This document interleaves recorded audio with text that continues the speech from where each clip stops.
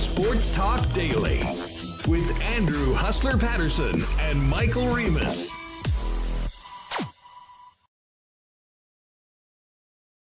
Everyone, and welcome to a special on-location version of Winnipeg Sports Talk for the day. Andrew Paterson, along with Michael Remis and Connor Rabchak, and we are out at Scotswood Links today in beautiful Elm Creek, Manitoba.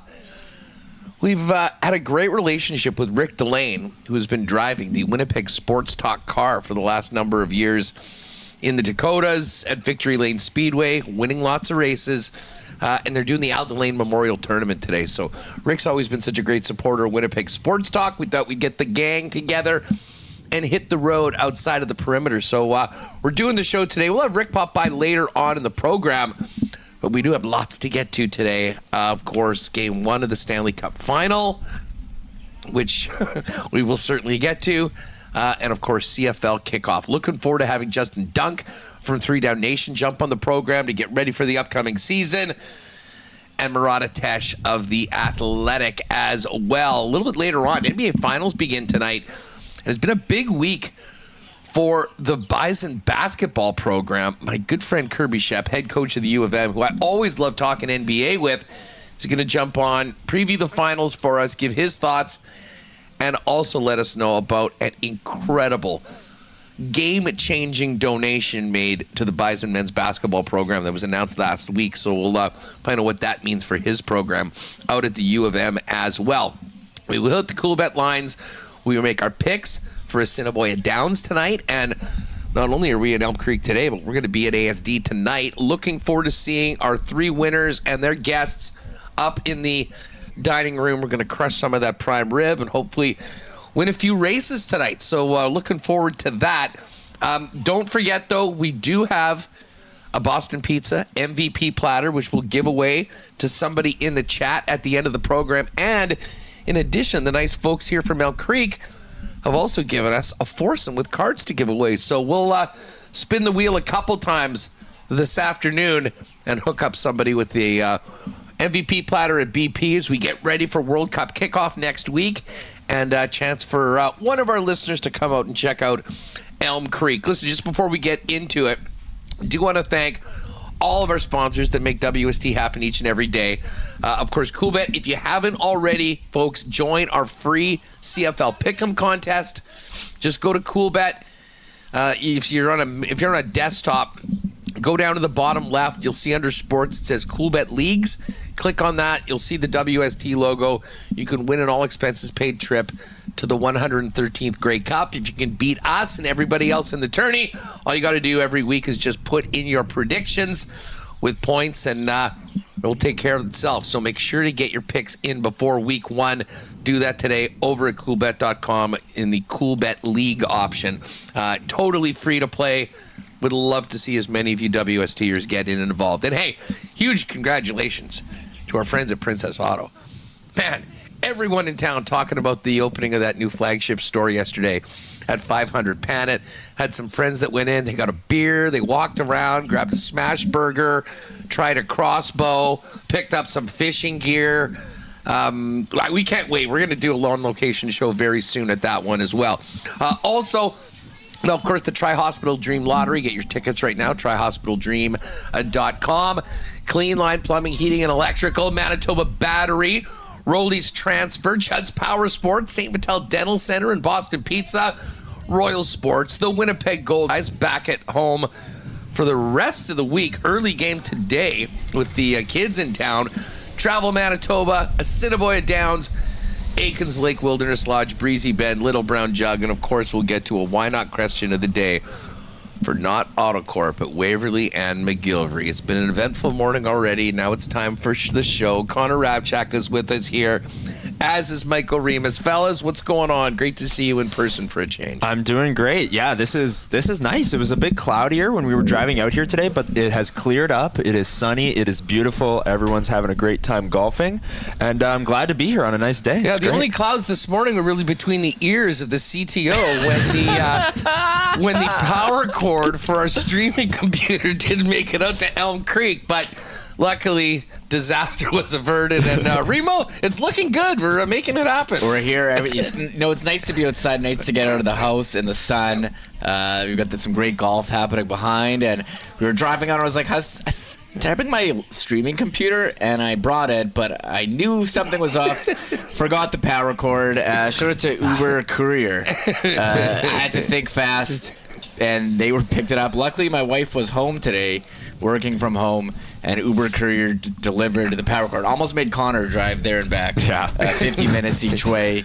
But we're here. This is awesome. Yeah, I got to tell you, I mean, great turnout for this event. And, it's sort of a who's who from the Delaine racing team of, many people from the racing community are out here today. A number of the sponsors that work with them. Saw the Ford brothers out here. Great to see them. And everyone's out on the course today. But as I say, we will have Rick jump on the program a little bit later on today. Listen, let's just get right to it. It felt like ripping a Band-Aid off nonstop last night. But what a start to the Stanley Cup Final. Ooh. And I mean, I'm sure many of you, and I'm sort of at this point as well. I love Nikolai Ehlers. I remember his time here fondly, but we can't escape it. And when Nikolai Ehlers scored 25 seconds in, and then again later on in the first period, there was an element of sort of feeling like we were having our noses rubbed in it last night. Man, it's. And I guess this is logical. I mean, this is not a new conversation for any of us. We've been talking about it all year long. The difference of losing Ehlers on the Winnipeg Jets. What happened to that team? Everyone knows he's a great player. He's making an impact in these playoffs, and he was the story of last night early on. As I was saying earlier, it did turn into a bit of a social media circle jerk for about an hour of people just talking about how Ehlers is the best and the Jets are idiots for letting him go. He did have 10 great years here. A lot of talk about the way that he was used in Winnipeg. Not that that's new at all. I mean, again, we're talking about overall, but this wasn't just people around here, Connor. I mean, it was... Certainly, the analytics community did a major Barry Horowitz victory lap. I'm not sure if any of them even mentioned the fact that the Canes lost the game and Vegas came back and won, because it all seemed to be about Nikolai Ehlers. But if you missed it, Vegas actually did win and is up 1-0 in this series, despite the heroics of the former Jet. Yeah, Vegas did win. I mean, Nikolai Ehlers, what a start. That was incredible. And 25 seconds in, the loud ping off the post and the crowd goes nuts, and then he scores later on. The game starts and Nikolai Ehlers, Vegas starts Jack Eichel, and who does Rob Brindamore counter with? Nikolai Ehlers and the Jordan Staal line. Like, that's his matchup line. That's who he trusts going up against Jack Eichel. And guess what? Ehlers scored twice. Their line outscored the Eichel line 3-1 in that game. And as a Jets fan tuning in last night, that sucked. And then you look on Twitter, and everyone is taking their shots at the Winnipeg Jets. And, honestly, fair enough. I didn't disagree personally with much of it. Oh, you were right in the middle of it. What are you talking about? You're damn right. You're damn right. Because, the analytics community definitely, Barry Horowitzing themselves last night. And I was absolutely a part of that. I'll fully admit that. And Nikolai Ehlers, non-playoff performer Nikolai Ehlers, by the way, named Eastern Conference, Player of the Series last series, and then opens up the Cup Final scoring against Jack Eichel. They outscored that line 3-1. He has 2 goals. I don't know, just happy for him. He's getting played more. He's getting the shutdown matchup, playing in the Cup Final, and what a way to start his Cup Final. 25 seconds in. I gotta say, I fell out of my chair 30 seconds in. Crazy. I got some personal investment in Nikolai Ehlers. I got him in a pool, so it's 2 for a goal, and he scored 2. And I was there. I just think it's been such a tough year for the Winnipeg Jets, going from President's Trophy to top 10 pick. And to me, it's not even about Nikolai Ehlers. It's a lot about the processes and decision making that we've seen over the last 18 months that, lead you to playing Luke Schenn over Elias Salomonsson, or determining that Salomonsson, is going to spend a year in the AHL, or, Mason Appleton more than Nikolai Ehlers. Running Jonathan Taves as second line center for maybe a bit too long. Playing Mason Appleton more minutes than Nikolai Ehlers in crucial games of the series against Dallas. I think it's everything compounded. I love that we get to bring this back to Mason Appleton. What do you mean? Well, we're playing the hits here, folks. First of all, the Jets are playing, so yeah. So this is what we have to talk about when he scores, and it rubs it in your face, saying, how could the Jets go with such a miserable year? Said I'm looking forward to turning the page. Maybe we can finally do that after the draft, after the Stanley Cup Final. Well, we're still talking about Logan Stanley. I'm sure we're going to be talking about him when he signs. Yeah. But it seems like the process on so many decisions, getting invalidated here as Nikolai Ehlers. And yeah, they got 10 years, and maybe they could have done it differently. And we talked with Brandon last week saying, if they learn one thing, it's, hey, you can't let a guy like that walk for zero. Yeah. Well, I mean, listen, I don't necessarily agree with that. Like, that's the part of the revisionist history that we hear all the time. Like, the Jets, certain people that we know, even in the Winnipeg media circle, are like, and they let this guy walk for nothing. I didn't see any of those people last year when the Jets were winning the freaking President's Trophy saying, he's not signed for next year. Well, let's get some picks and prospects right now. That's just not how it works. Well, they were. I'm saying they absolutely should not have traded him last year, but should have had a conversation a couple years ago, like the Vancouver did with Kip Quinn, saying, hey, are you going to resign here or not? And if you don't get an answer, you're going to make a deal. And there was stuff about Marty Necas, and he didn't want to sign it. Well, he still had an extra year, so you could have had Necas for this year and then traded him or done something or extended it a little. And I guess, they thought, Ehlers so good in the room. He's so, great friends with everyone. They wanted to be here. Ultimately, he didn't, and there was no way they could have traded him during the President's Trophy. But it starts before that. Sure. You're seeing teams have conversations, heading into maybe the second last year now.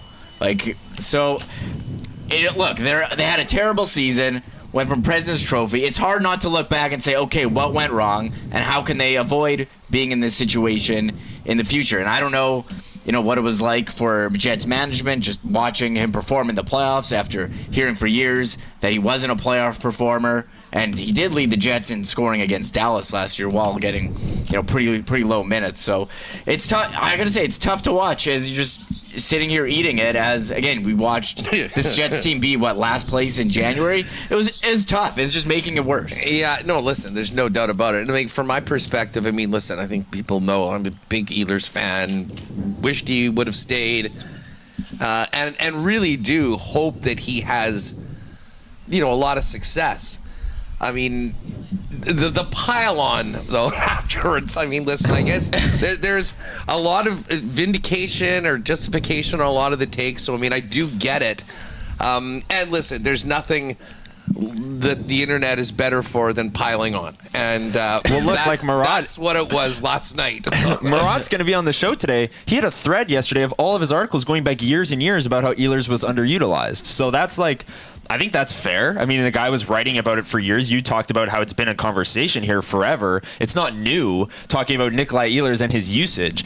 But, let's not forget, 2024-25, yes, Nikolai Ehlers finally got on the top power play. And yes, he finally got over 14, 15 minutes a night in terms of time on ice. What about the 8 years before that? He was on the second power play unit, and people tried to convince us that, he prefers being on the second power play unit. 12 minutes a night is actually the sweet spot because he needs soft matchups to score.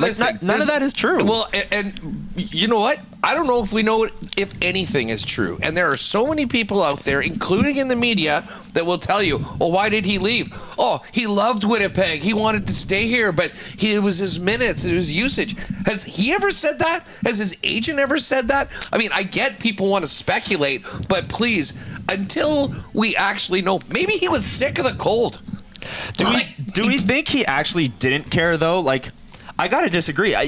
He sees Mason Appleton miss that shot in Game 6. He played less than Mason Appleton in that game and less than Mason Appleton in that series. He's an athlete. He's competitive. You think that didn't Let me ask you that didn't fire him up at all? That's fine. It is a team game. How did that line do last year? Ehlers how did the team do last year? The team was great last year, and that's why the should they have traded Nikolai Ehlers at the deadline? I'm not on board with that. But and again, they were a great team, and part of the reason they fell off big time is because Ehlers left. But I can't get on board with like, oh, he never went public with his time on ice issues, therefore he didn't care about it at all. Like he led the Jets in points and he was 9th on the team. I'm just saying the guy's been gone for a year. He left. Like everyone just has this narrative and assumes we don't it is know. fact, and that's never been actually confirmed by the person that everyone is claiming to speak for. But if it quacks like a duck, like man, he's playing 12 minutes a night. He's an athlete. He's competitive. He's playing less than Mason Appleton. Like hey, listen, I think that would have an effect on an athlete. I don't know. For sure. But you know what? Guys also like being on quality teams. Yeah.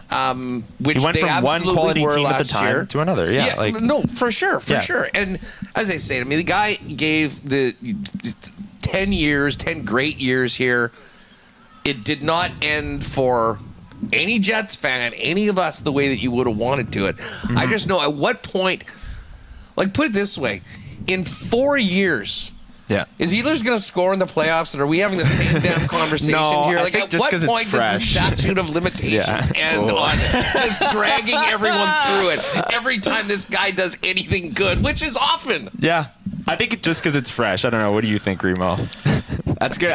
Maybe when the Jets are good, like as long as the Jets are in last place and the second line is producing absolutely zip, I think it's easy to pile on. So, maybe things rebound and we can turn the page, but I just kept singing the song to myself. What was it? Cinderella? You don't know what you got until it's gone. Is that Cinderella? Yeah, that is Cinderella. I was just singing that to myself. Surprised that wasn't on your CD that you played on our way out. I was glad I drove myself out. Yeah, I was sitting in my sunroom looking out at the rain blasting. Don't know what you got till it's gone. Tom Kiefer. I just remember the hair on those guys.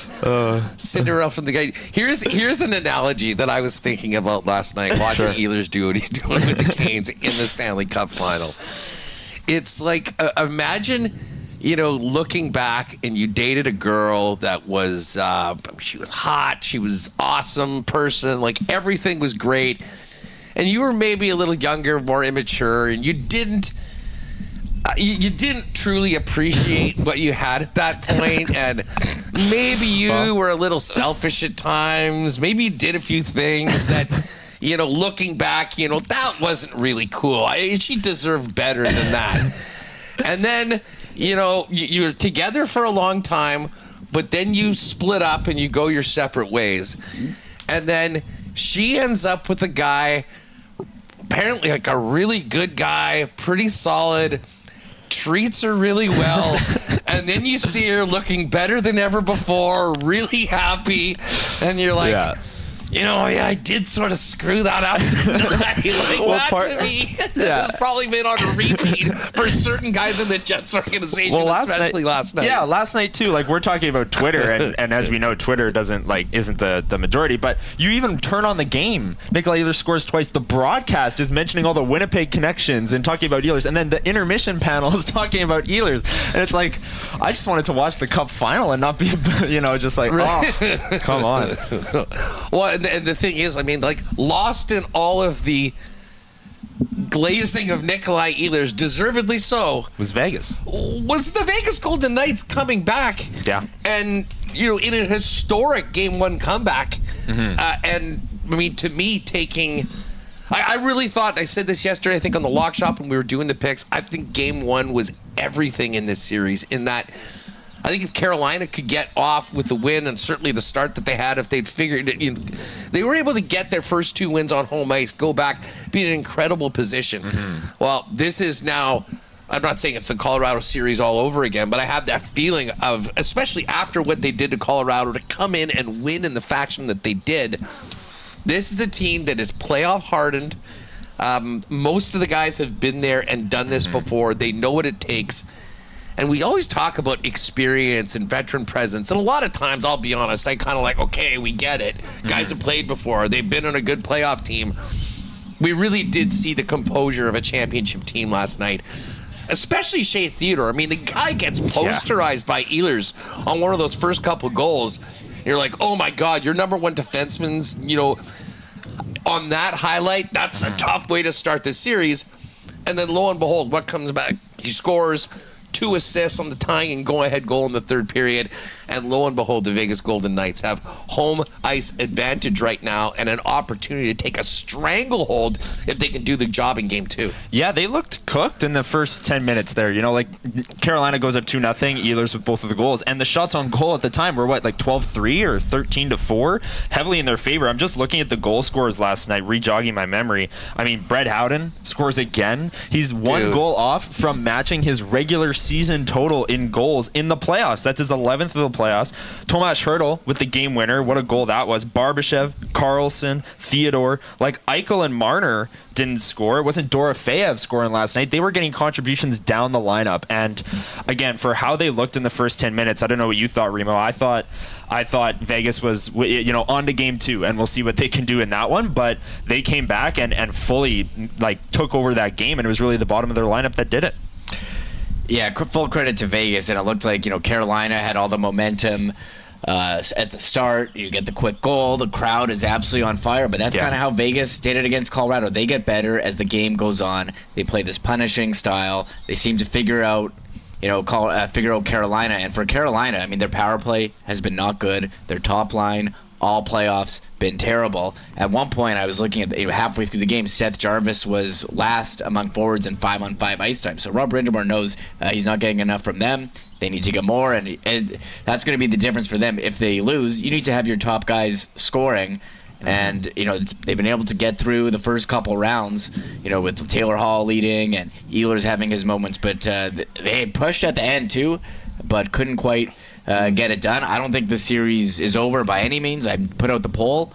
It's about 60%. Still think Carolina will win, but tough to lose the first game at home. Yeah, well, listen, that's interesting. Okay, so why not question of the day? If you haven't already, for not Autocorp at Waverly and McGillivray, where are you at on this series after seeing the Vegas Golden Knights flip the odds and take home ice advantage in game number 1 with that 5-4 win? The Jarvis thing, they had a 1 or 2 really good shifts in the third period, but you can tell that he's frustrated right now. And I'll be honest, I mean, I don't know whether we go back and maybe kind of like reconsider the path that Carolina had to take to get here. Now listen, good on them. They finished first in the conference. We all know about the fact that they don't go 1-8, but they played a very good Ottawa team in a really tight series that ended up being a sweep. Obviously, they took care of Philly real quick, and then, you know, sort of exposed the Montreal Canadiens when the rubber hit the road. But the Vegas Golden Knights, I mean, when you think about the path that they've gone in, and especially going through the number 1 team in the league, they had a little bit of rest, ready to go, and just a really impressive performance. And for them to get that win on the road when Carter Hart wasn't particularly good, although I'll give him credit, made a couple bigger saves later on in the game after obviously getting victimized like he did early on. It was a team. And how about Hertl? Like, what was it, about 3 weeks ago where Hertl was the biggest bust in the league and he hadn't scored in 29 games? Yeah. And now, game after game after game, he's making a big impact. And you know the funny thing is, going through some of these guys on Vegas, and like, I wonder if Preds fans are, and again, I'm not suggesting that Sissons or Cole Smith are in the Ehlers category, but you know, those guys come over sort of like bit parts in Nashville, and next thing you know, they're playing big minutes in Stanley Cup playoff games for the Vegas Golden Knights. And you know what's interesting about Smith? I was kind of just going back through his hockey path, and he's a guy from Brainerd, Minnesota. He went to UND for a couple years. I didn't know it looking. 2 years with the Steinbach Pistons. Oh, in the MJHL. He played MJ and then went to UND, and obviously carved himself out a pretty nice spot in on a team that could very well be sizing each other up for rings. Absolutely crucial game tomorrow for the Carolina Hurricanes to get this thing back to 1-1, because, Connor, I mean, listen, if this is 2-zip, we saw what just happened to the Colorado Avalanche when they lost their first 2 at home against Vegas. It's a massive game tomorrow for the Carolina Hurricanes. But Huss, I'm old enough to remember Montreal taking a dominant game 1 in Carolina, like just a week and a half ago or 2 weeks ago. So I'm by no means counting the Hurricanes out. I saw last night's game as a coin flip. Honestly, I think that one could have ended either way. It was 4-4 late. And yeah, what a play by Sissons to get that to hurdle for the eventual game winner for the Vegas Golden Knights. But I'm by no means counting them out. But yeah, huge game tomorrow night for Carolina. All right, we'll get the boys back in here in a minute. We will talk more Ehlers Cup Final and all of this with Murat. But the Dunk Master, Justin Dunk's going to join us in just a couple of minutes. Gang, get your tickets now for the Tri-Hospital Dream Lottery at tryhospitaldream.com in support of Manitoba's most important hospitals, the Health Sciences Centre, the St. Boniface Hospital, and the HSC Children's Hospital. All the proceeds from the lottery go to important programs at the 3 hospitals, and it could make you Manitoba's next millionaire. Grand prizes of your choice of one of 5 $1.7 million dream homes or $1.35 million cash tax-free.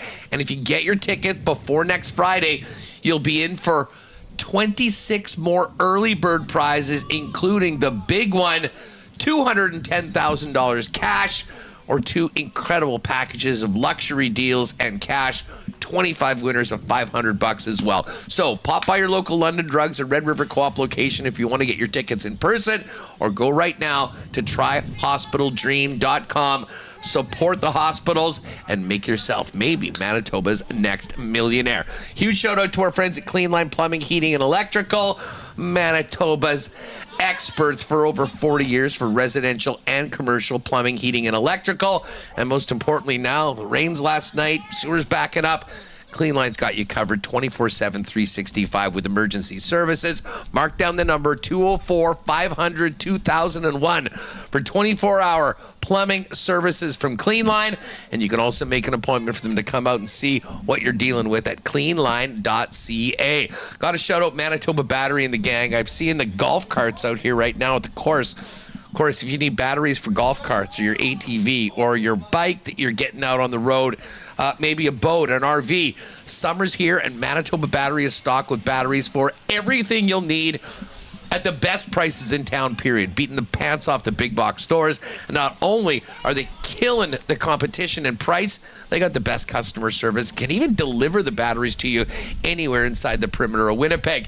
If you need, visit them at their original store on Logan Avenue, Dover Court Drive on the south side, or order online today at manitobabattery.com. And just before we bring in Justin Dunk, don't forget, if you have a move coming up this summer, talk to our friends at Rolly's Transfer, longtime sponsors of ours and the most trusted name in moving in Manitoba. Check out their website at rollies.com, and in the top right corner, you can click on Request an Estimate. Pop in there, use the promo code WST for a special discount for Winnipeg Sports Talk listeners on moving services and moving supplies. Let her know when and where you're moving, what needs to be moved, and the friendly staff at Rollies will turn it around quickly and get you the white glove treatment that they've been famous for, now into their 7th decade. For all your moving needs, make it Rollies. Find out more today online or book an estimate at rollies.com. All right, we are one day away from kickoff. We did our fantasy draft, or attempted to. We talked to the commish yesterday. Let's get ready for kickoff with the man himself, the brains of the operation, 3 Down Nation. Justin Dunk joins us now. JD, what is up? How you doing, man? Buddy, I really liked your interview with the commissioner yesterday. Well done. Yeah, thanks. Well, I mean, we had a lot to get to. I mean, listen, I'm a supporter of the CFL. I want to see this thing work. I understand some of the things that they've done. Don't necessarily agree with all of it, but I think I've got an open mind moving forward. But I was still bent that our fantasy draft was an absolute disaster on Sunday night. And for a team, he literally said, wow, moving forward, there's been some things that have been unacceptable digitally. I really hope that they didn't have that. Luckily, and you can speak to this, Sunday was really bad, I think, for a lot of people, and we were right in that spot. From the sounds of it, it's gotten a little bit better over the last couple of days, and you guys were actually able to complete yours in its entirety. Yes, it's important to note that I wasn't actually in that draft, but by all accounts from John Hodge and the rest of our contributors who were, it did work smoothly. Well, that is good news. Hey, right off the bat, just before we kind of get into what's happening on the field right away, Stuart Johnson was pretty bullish about, where they're going. Obviously, we'll touch on the TV deal in a minute, but I was seeing reports today. I've been talking about Quebec City for a couple of years being seemingly a no-brainer. I know we've really focused on Halifax and getting that full coast-to-coast maritime team, but it just seemed to be so difficult to get a stadium ground. We're hearing rumblings that maybe they're a little further along with the idea of a stadium and a CFL team in Quebec that maybe had been reported previously. We've been saying it for at least a little while now at 3 Down Nation on our podcast and 3downnation.com that if people are going to talk about CFL expansion in a legitimate way, Quebec City is now the front runner if expansion is going to happen, let's call it to 10 teams. Now, I'm not saying that based on the report that you're talking about a potential stadium in Quebec City that could house a CFL team, because I do think there is some legitimacy to that. We still need to dig on that from a 3 Down Nation perspective. But if you read the tea leaves, and specifically, Hustler, what Jacques Tanguay said, the Laval Rougeaur president, you go back to 2023, and he essentially didn't think that there was an appetite for CFL expansion in Quebec City. But now 3 years later, his tune has completely changed, where he said in a French language interview that was translated by our guy, JC Abbott at 3downnation.com, Tanguay said he would be an ardent supporter of potential CFL expansion to Quebec City. So if you have him on board with what he has created at Laval, that could be a major coup for the Canadian Football League. But Hustler, for expansion, everybody needs to understand stadium before anything else. You can be granted a team like the Atlantic Schooners were prior to the pandemic, and it does not matter until you have a viable stadium, at least with shovels in the ground or plans to play at a temporary stadium and then move to that long-term stadium. That is the real key here. So if Quebec City can get a legitimate stadium in place, then I think for a lot of reasons, a team could thrive there. Well, listen, I'm right there with you. And part of the reason why I had sort of been banging this drum for a long time is that, and you know this very well with your work with youth sports, like, I'm not sure that football is healthier at a grassroots level anywhere else in the country than in the province of Quebec. And the Laval Rougeaur program is a perfect example of that. Football has grown. It is immensely popular. We're seeing tons of talent come out of Quebec, NFL talent coming out of Quebec. And this is a team that's a city that's been overlooked by the National Hockey League over and over again. To be honest, I'm surprised that this didn't kind of get a lot of steam earlier, but I think it's the success of the Laval program and maybe the direction the league itself is moving in that has made this more of a reality, potentially, in the future. Agreed. I think there are a number of factors there. And let's just talk about the NHL angle for a second, Hustler, because they built an NHL-ready arena there, the Videotron Center. I've been at it. It is absolutely stunning, but they didn't get a team. So I would imagine that if Quebec City was talking about building a stadium or a facility that could house the Canadian Football League team, that would almost be a shoo-in that the league would grant them the expansion rights to a team in Quebec City, because I think that the corporate infrastructure is there. To your point about the Laval Rougeaur and the success that they've had there. Hustler, I've been to Laval games, and I've been to that stadium, Pep Stadium, when even Laval isn't playing. And there are fans who are tailgating before sunup.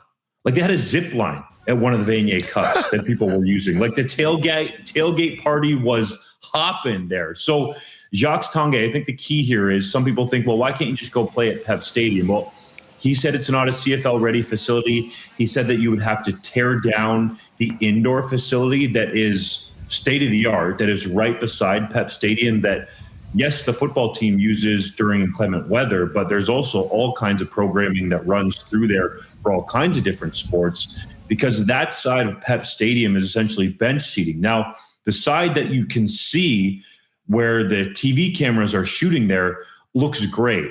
But I think the seating room there is only around 10 or 12,000. So for a CFL team to be viable, we know you have to be at minimum around that 20,000 plus number. So that's why I say if they can build a legitimate stadium there, then I think for a number of reasons it can be successful in Quebec City. Well, you know what? Moving on to some of the big stories just that have come out of the last week or so, thoughts on this TV deal and what this financial windfall. I mean, Stuart, when we spoke yesterday, he didn't get into details, but it's reported that teams might be looking at going from about 50 million to 84 million. What that does to the present teams, as well as teams that have struggled to stay in the black without maybe more fans. Does this give them a little bit more wiggle room? And how significant will this be financially for the teams that maybe haven't been in a position like the Bombers with full houses? There's a bunch of ways to look at this, Hustler, and I'm going to level with you here, because if you look at the prior television deal and then you just factor in inflation, right? It was around $55 million. I am no inflationary expert, but I think the CFL did get a really good deal here, perhaps because also they didn't go backwards in terms of the amount they were getting for their rights deal. But, you know, I've heard some whispers around the league that it might not be as big as has been reported out there. So there's still some digging to be done there, at least from my perspective, before I'm going to put my name behind a number. But all in all, it definitely was a majorly positive day for the Canadian Football League. There is no getting past that. The fact that they are able to keep the long-term agreement with TSN, have Bell Media in there, and also RDS doing the Montreal Alouettes games. The Alouettes, Hustler, draw right up there with the Winnipeg Blue Bombers and the Saskatchewan Roughriders when you factor in the French language. So that's an important market out there. I think it's another reason why Quebec City could thrive as an expansion team. But as it relates to the TV deal, I think getting DAZN in there with a fresh perspective and a younger demographic on that platform, as much as the hardcore older CFL fans might not want to hear it, could be very beneficial for the league. So overall, it's positive, but there are some details here to be sorted out and dug into. Yeah, I mean, listen, at the end of the day, these decisions are always going to be made on dollars and cents. I will say, however, and again, we have a long rivalry with DAZN. Remis has had them blocked on Twitter for 9 years since the very clunky rollout of the Sunday Ticket way back then.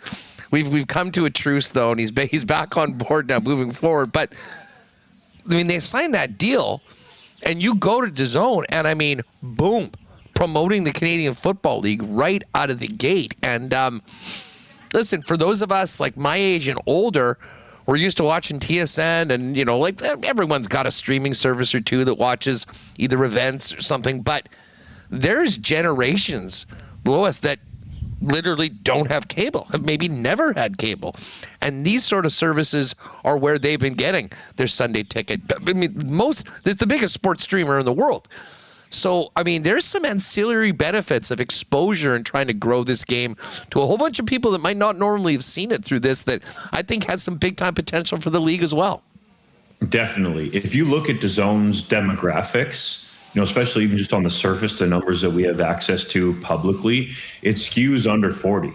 And that's the target audience that the CFL really needs to make an impact with. So the fact that DAZN is trumpeting this partnership with the Canadian Football League in terms of being a broadcaster in 2027 going forward for 6 years and having Saturday Night Football, I think is a potential major benefit for the Canadian Football League. Hustler, there were people that have been around the Canadian Football League for a number of years that thought, you know, there's no way any of these streaming services are going to have an interest in the Canadian Football League broadcast rights. Well, Stuart Johnston told me directly that recognizable names that you would know in that streaming space were also in the mix. So, you know, that would lead me to believe, and I'm guessing here, but that an Amazon or an Apple or a Netflix were at least interested in having a conversation. That's not what Johnston said. I want to make that very clear. But when he's saying recognizable names, that shows that the CFL has a value, and sports overall, Hustler, as you know, has an extreme value because it's really the only sacred cow in terms of live programming right now that people are going to flock to and that they want to watch live. So I think the CFL did a really good job with this deal. Again, I think the numbers need to be looked into and rubber stamped again as to what they are. But overall, that was a major positive for the league moving forward. Justin Dunk with us here on Winnipeg Sports Talk. Yeah, I mean, like with anything, people may be a little resistant to some change, but I think that the benefits are significant for it outside of just what we expect it will be a big boost of income to the Canadian Football League.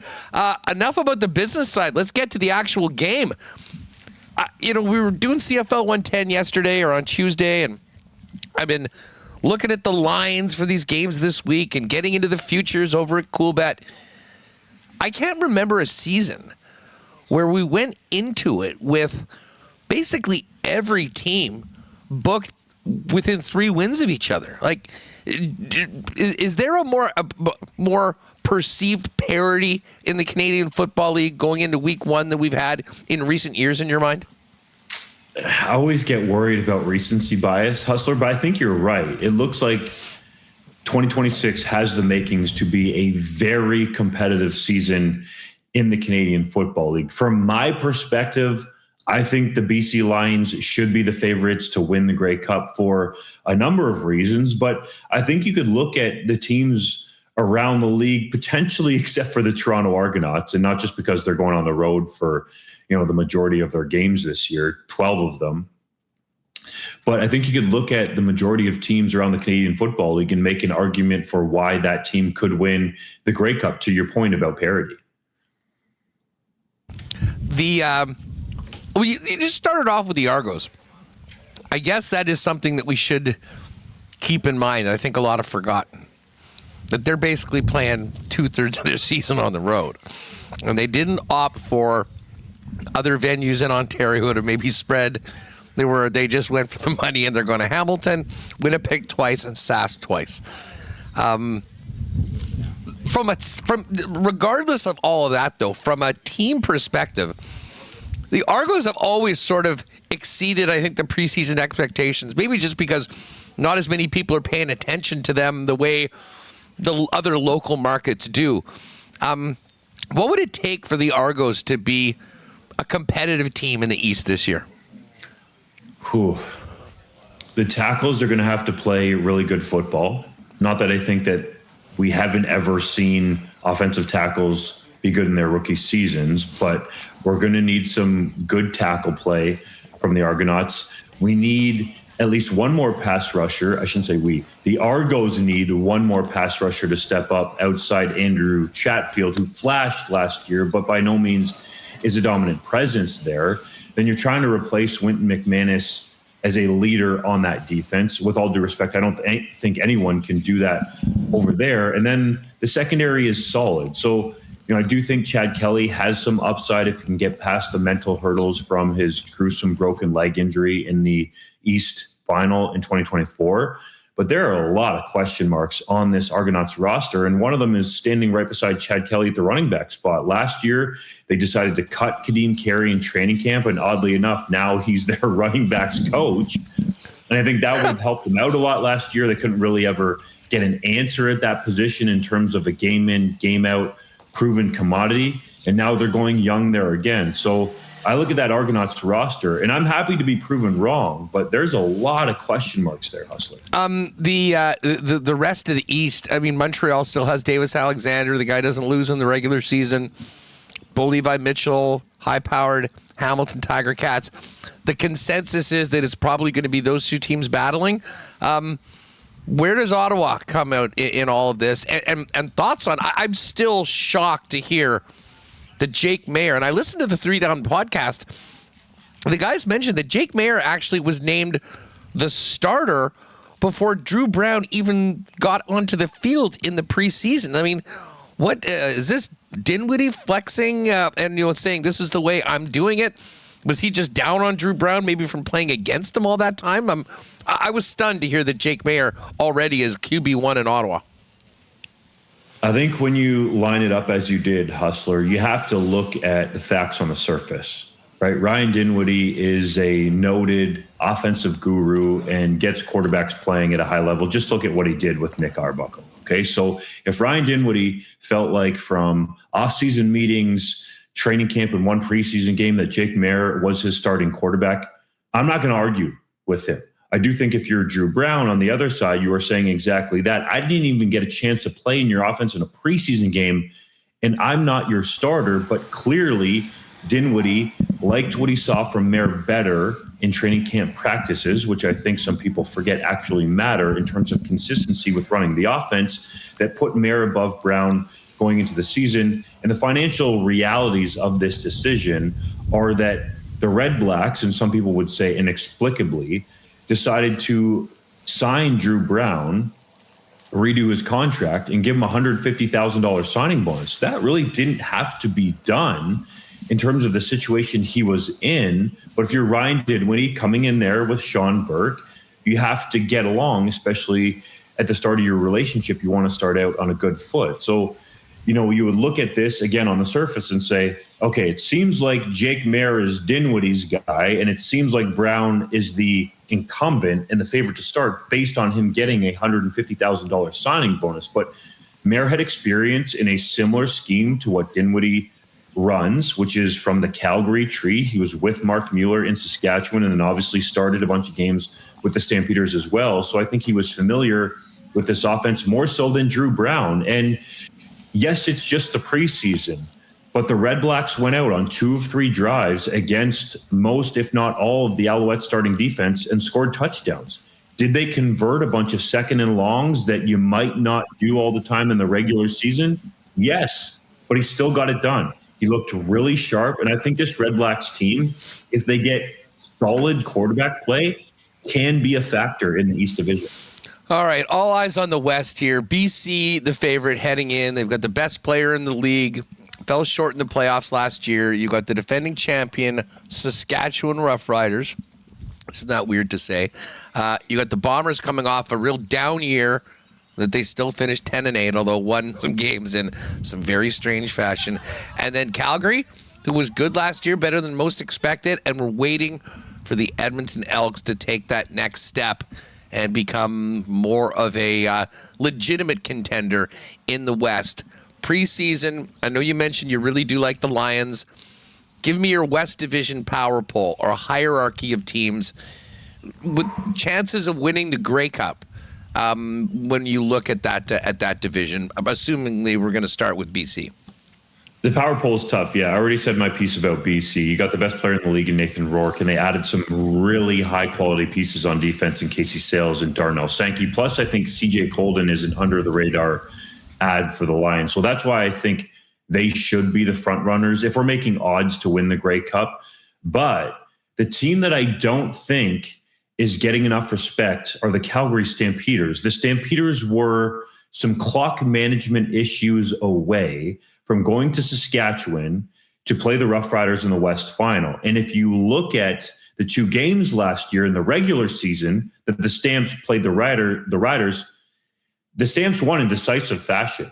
Like the score lines were right there for everybody to easily see. I believe it was 24-10 in the first game and 32-15 in the second game. So there were people in Riderville talking about not wanting to see the Stampeders in the playoffs. Well, that's exactly what happened. But as you know, Hustler, in pro sports, these margins can be oh so thin. So if the Stamps manage the clock properly and they're in that West Final, I think it's potentially a much different outcome. Now, if ifs and buts were candy and nuts, we'd all have a Merry Christmas. So that didn't happen.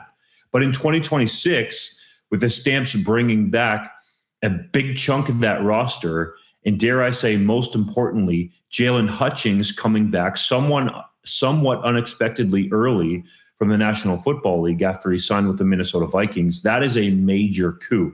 The key for the Stampeders, though, and I've talked about this face-to-face with Vernon Adams Jr. You can find the article or the podcast at 3downnation.com. He has to be consistent down the back stretch of the season. If he plays at a consistently even solid level for Calgary, I think the Stampeders could be in a really good spot to play in a home Grey Cup. Bombers and Riders. Interesting. You go to some different books. Some have the Bombers a little bit more favored than the Riders. Some of them have the other way. Both of them have a little bit of a gap from Edmonton. But we'll start with the look ahead to the Banjo Bowl and the Labor Day Classic, the season-long battle between Winnipeg and Saskatchewan. Has Winnipeg done enough to get back into the mix to contend in the West? And how costly was winning a championship to the roster that Saskatchewan brings back to try to defend? To your question about the Bombers, I'll say possibly, because I have some big questions with Tommy Condell essentially being shown the door in Ottawa. Like, you're not coming back as their offensive coordinator. And then Winnipeg picks him up like he's this shiny new piece, but it didn't look so good in Ottawa in 2025. And then also, he's a guy that has shown, based on the metrics, that he wants to throw the football in an overwhelmingly majority of the time way. So you got Brady Oliveira, the hometown kid who the team essentially invested $900,000 in over 3 years. And your offensive coordinator has shown throughout his entire history that he doesn't necessarily want to commit to running the football. So how does that dynamic play out behind the scenes?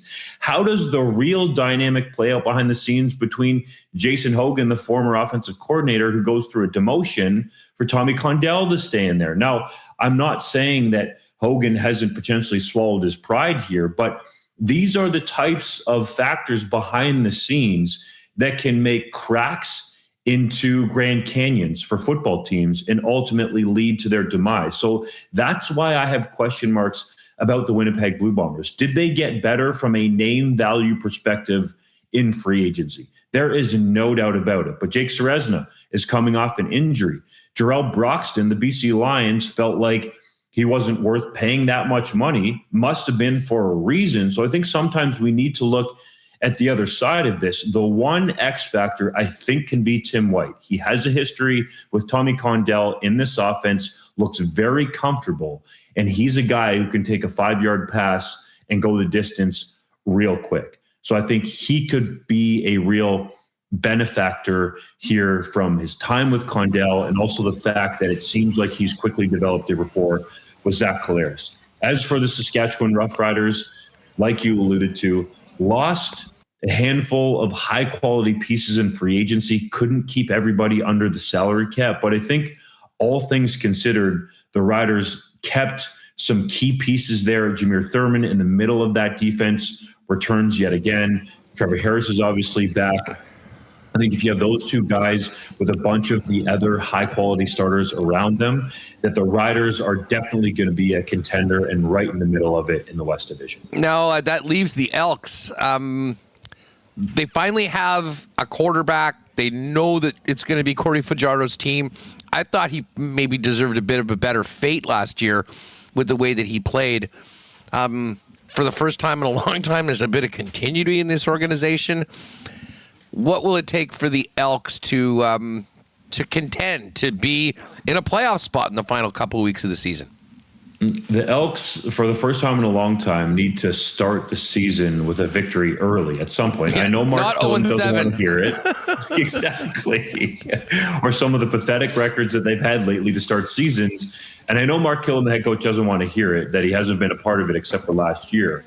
But it is a fact. Like, the Elks need to, get out of not even neutral. Like, they go in reverse to start the season, dig themselves a big hole, and can never get it in a high enough gear to make the playoffs down the stretch. So I think the keys for me with Edmonton are continue to play quality football on defense, because the last part of last season, after a horrid start under J.C. Sheraton's first year as defensive coordinator, the metrics show that the Elks actually had the number one defense in the Canadian Football League. So now you add Malik Carney into the mix, who is a versatile chess piece on that defense and gives them a legitimate down in and down out pass rusher, QB effector, however you want to phrase it. I think that could be a game changer for them defensively. And then offensively, Austin Mack needs to be the Austin Mack who flashed how good he can be in the 2023 season when he helped the Montreal Alouettes, along with Cody Fajardo, win a Grey Cup and caught for over 1,000 yards and signed an NFL contract. Now, I don't necessarily think an NFL contract is coming around again for Mack, but what I'm getting at is The Elks need a bona fide, legitimate number one target, somebody who is going to scare defenses or at least force defenses to game plan for them. So if that can be Austin Mack, I really think that would help the Elks. The offensive line, by all accounts, looks strong. Cody Fajardo himself has shown he could win a Grey Cup and play at an MOP level when his hamstring's not bothering him. So there are some pieces there, but I need to see it to believe the hype in Edmonton. Dunk, this has been a great conversation. I cannot wait for opening weekend. We got Bombers in Calgary on Friday night. Very intrigued about that Saturday game, to be honest with you. Edmonton going into Ottawa. I mean, maybe a nice spot to go. I mean, I know they're 3.5-point underdogs, but I think they're live in that game. And obviously we have CFL kickoff tomorrow. I know there's a lot of CFL fans that can't get enough of what you and the 3 Down team have cooking, but fill people in if they haven't been by 3 Down Nation. What is up and what will be there throughout the CFL season? Buddy, thanks for the opportunity. At 3downnation.com, we're going to cover, as you know, every single transaction, have all the latest news right away for you, exclusive insight. You can go there now, and if you're curious, find out about the contract numbers for what Tim White signed for in Winnipeg. I'll speak mostly to your Winnipeg listeners at the moment. Jake Ceresno, what have you, the highest paid articles across all the position groups are out. As for this week, we've been going through our contributors' predictions for Grey Cup, winner, loser, major individual awards, all the goods, what have you. We're also going to have some betting picks as well. I know that tickles your fancy, Hustler. So we're going to have all the goods, as you know it, at 3downnation.com and try to do our best every darn day. 3 downs, no days off at 3 Down Nation. Are you doing the Rider Radio again? And when are we going to see you in the Peg at some point? Yes, sir. Doing the Rider Broadcast Network. I want to make sure I get my messaging right there. Broadcast again. Lucky to be on the crew. I'll have 2 segments in the pregame show, and then I'll be along for the entire call-in show, which is, usually the highlight, to be quite honest, outside the game. And as for being in the Peg, that's on there's no Grey Cup there this year, so we'll see what shakes out. I'll let you know. Maybe Banjo Bowl. Bring the show on the road. We'll roll out the red carpet for you, Justin. Hey, pal, can't wait to talk to you throughout the season. Keep up the great work with the team at 3 Down Nation. Thanks for doing this. Thanks, man. Appreciate you having me on. Good stuff. JDunk12, if you want to follow him on X, and 3 Down Nation is where you'll find he, John Hodge, JC Abbott, and the entire team making it all happen. All right, we are going to get to some hockey. Murat will join us in just a couple. Folks, I got more texts from friends about the only thing that there were more, there's more activity going on than the opening of the Princess Auto store yesterday was Ehlers' 2 goals first period of the game last night. This new Princess Auto flagship store is absolutely phenomenal. This is an unprompted text from a friend of mine. I won't name the person by name, but I can tell you that he showed up in my saying new Princess Auto, unreal, fully licensed, drinking beer and buying fishing tackle. Smashburger was awesome, brilliant. The early reviews are absolutely phenomenal. There's a workshop. There's a place where you can try crossbows. This is a store beyond anything that we've seen before, and not just really in Winnipeg, but really coast to coast. Of course, Princess Auto is headquartered and founded here. This is now the flagship of the entire operation. Get down and check it out. 500 Panet Road. We'll be taking the show on the road there in a couple weeks to show you it all in person. But in the meantime, do not wait. Come hungry, maybe a little thirsty, and plan for a nice long shift at the new Princess Auto at 500 Panet Road. Hey, as we get ready to dominate summer, it's a great time to head over and see our friends at chudspowersports.com up in Gimli at the corner of Highway 8 and 231.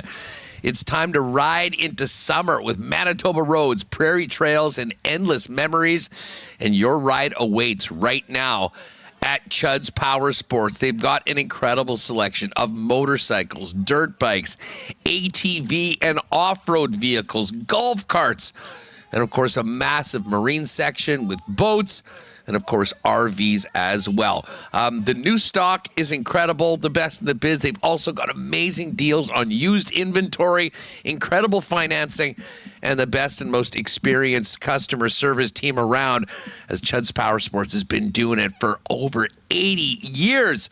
You're also going to want to check out the e-commerce store link on their site, True North Parts, for the latest deals on blowout merchandise and gear and equipment. It's all waiting for you at Chud's Power Sports. Pop by, say hi to the Derminator. And you can also check them out online at chudspowersports.com. Our friends at St. Vital Dental Center got a nice text from Dr. Terry yesterday. He, of course, had a busy weekend because they just finished off presenting the Manitoba Match Play Championship. Great supporters of golf in Manitoba. But I know a lot of people want to go and get that dental work so they don't have to worry about it throughout the summer. Folks, if you have been looking for a great long-term home for you and your family, where they can take care of everything, as they've been doing for generations of Manitobans, St. Vital Dental Center is the spot. Beautiful new facility at 167 St. Anne's, convenient free parking right behind the building. And they do it all for clients from 6 months to 99 plus, with cleanings and checkups to things like dental implants. There's nothing when it comes to your grill that St. Vital Dental Center can help you with. Make an appointment today, stviteldental.ca. Tell them the boys at WST sent you. And, hey, the World Cup is here. I cannot believe it. A week tomorrow is the opening game of the tournament, and we are 8 days away from Canada, or I guess 9 days away. Canada, Bosnia-Herzegovina in the Canadian opener in Toronto, 2 p.m. Friday afternoon. Book the afternoon off. Get your Canada Red on. Viewing parties at all local Boston pizzas. They've got amazing prizes that they're giving away. Canada jerseys, great stuff from Royal Sports, which of course is your World Cup home. Not to mention the amazing playoff menu, including that MVP platter. And to get ready for the World Cup, we'll be giving away an MVP platter at the end of the program for those of you with us live on YouTube. So stick around for that. And hey, if you're watching the NBA Finals tonight or the hockey tomorrow and you don't want to go out, you can always get the great taste of Boston pizza by ordering online at bostonpizza.com. All right, fun football conversation, but let's get back to hockey, the Jets off season, the Stanley Cup Final. Murat of The Athletic joined us now. Murat, great to see you as always. How's things? Good, man. Great to see you. Nice change of scenery for you today. Got the bevy up, got the golf course behind you.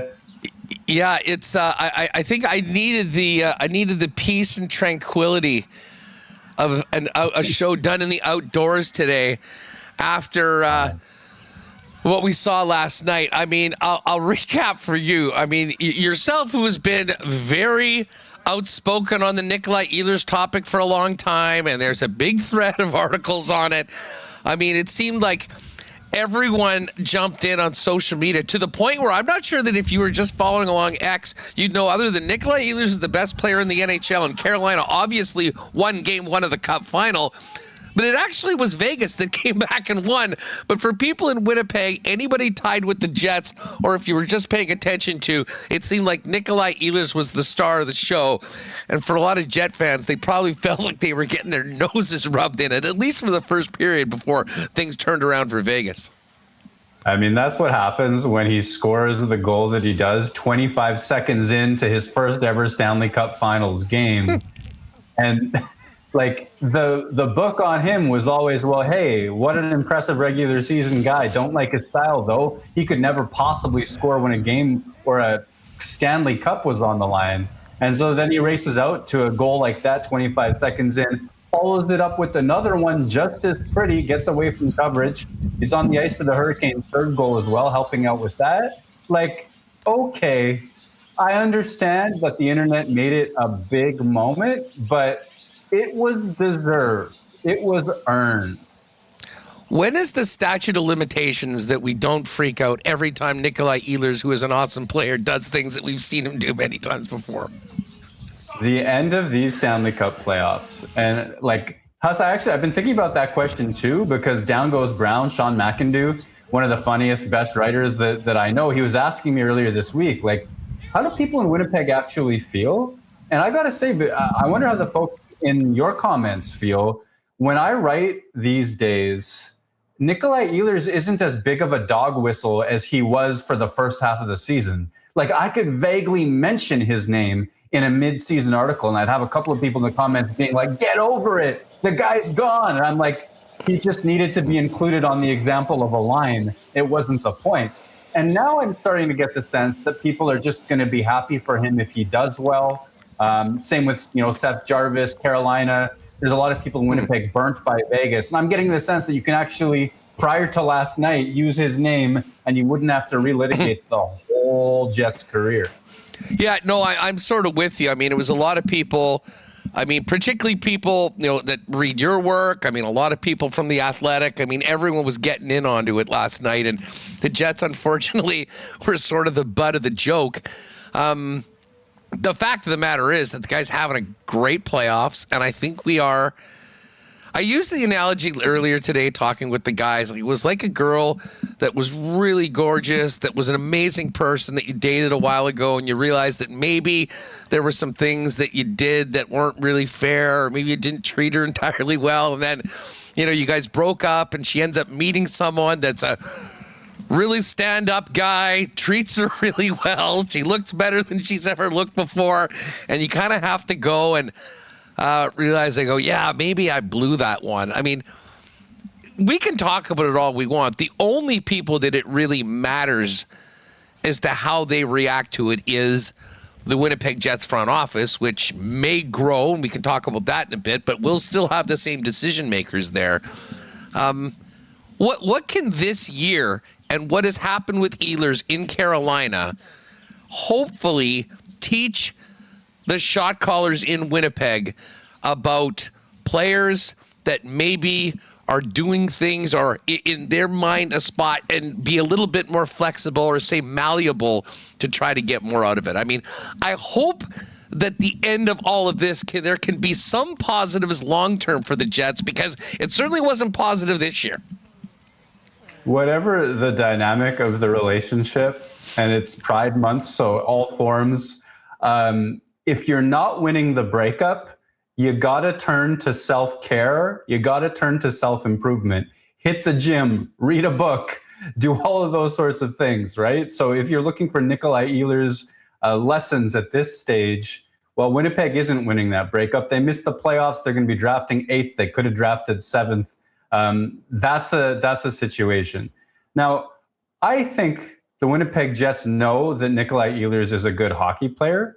I think that they know that they need to have many good hockey players to win. I for all of the dunks there, I think that it gets a little bit carried away, but it's clear. It is absolutely clear the Jets were slow this year. They were missing secondary scoring, and they were missing dynamic offense in all forms. I think that it's time for the Winnipeg Jets to reconsider how they view their blueprint to win. And, when I went last night and I just Googled Murat, Nikolai Ehlers, The Athletic, that's why that if you saw that thread, I just went off. Sometimes I want to be so much more annoying on the internet than I am. And last night was one of those nights, so have at it. Maybe this is the year of the heel turn for Murat Atesh. I don't know. You're too nice. I appreciate that. The thing that I found in one of those articles was, nobody in Winnipeg has ever told me this, but it seems clear that they view Kyle Connor, and sorry to bring Connor into this, he's a great player, as the type of guy who's going to score a goal when things matter, and Nikolai Ehlers is going to be the kind of guy who doesn't. And I think that these are lessons learned from 2017, 2018, the best season playoffs of Jets history at any level, Western Conference Finals. And I think most teams that make it that far don't use that almost 10 years ago legacy as a blueprint moving forward. It should be the story of how they didn't get past that. Not, hey, we did everything right in that 1 year in 2017/18. But Ehlers didn't produce that year. And I think that he was tarnished with that forever.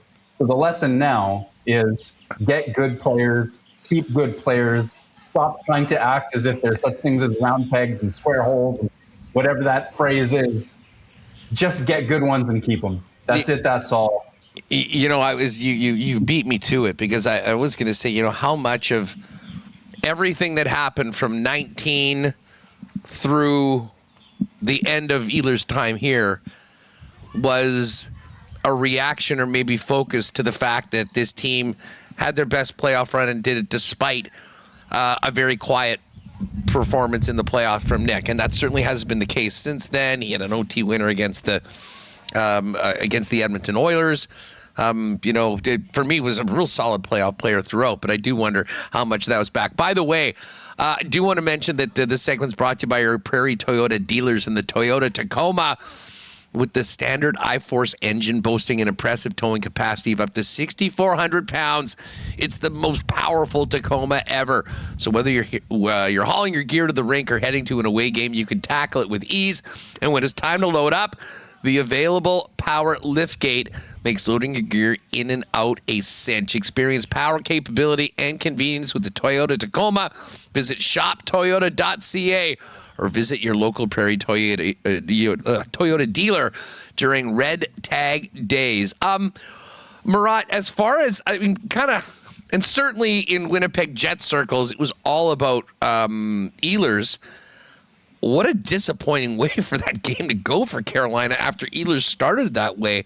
Man, this Vegas team, you know, your colleague Pierre LeBrun interviewed bunch of GMs and coaches and just got their thoughts anonymously on who would win the Cup Final. And it was, I think he said it ended up being like around 65 or 70 Vegas to 30 Carolina, which is the exact almost opposite of what the betting line was. Carolina was a pretty big favorite, and Carolina has always been a favorite of the book. So I think you'll spend a lot of time looking at the numbers.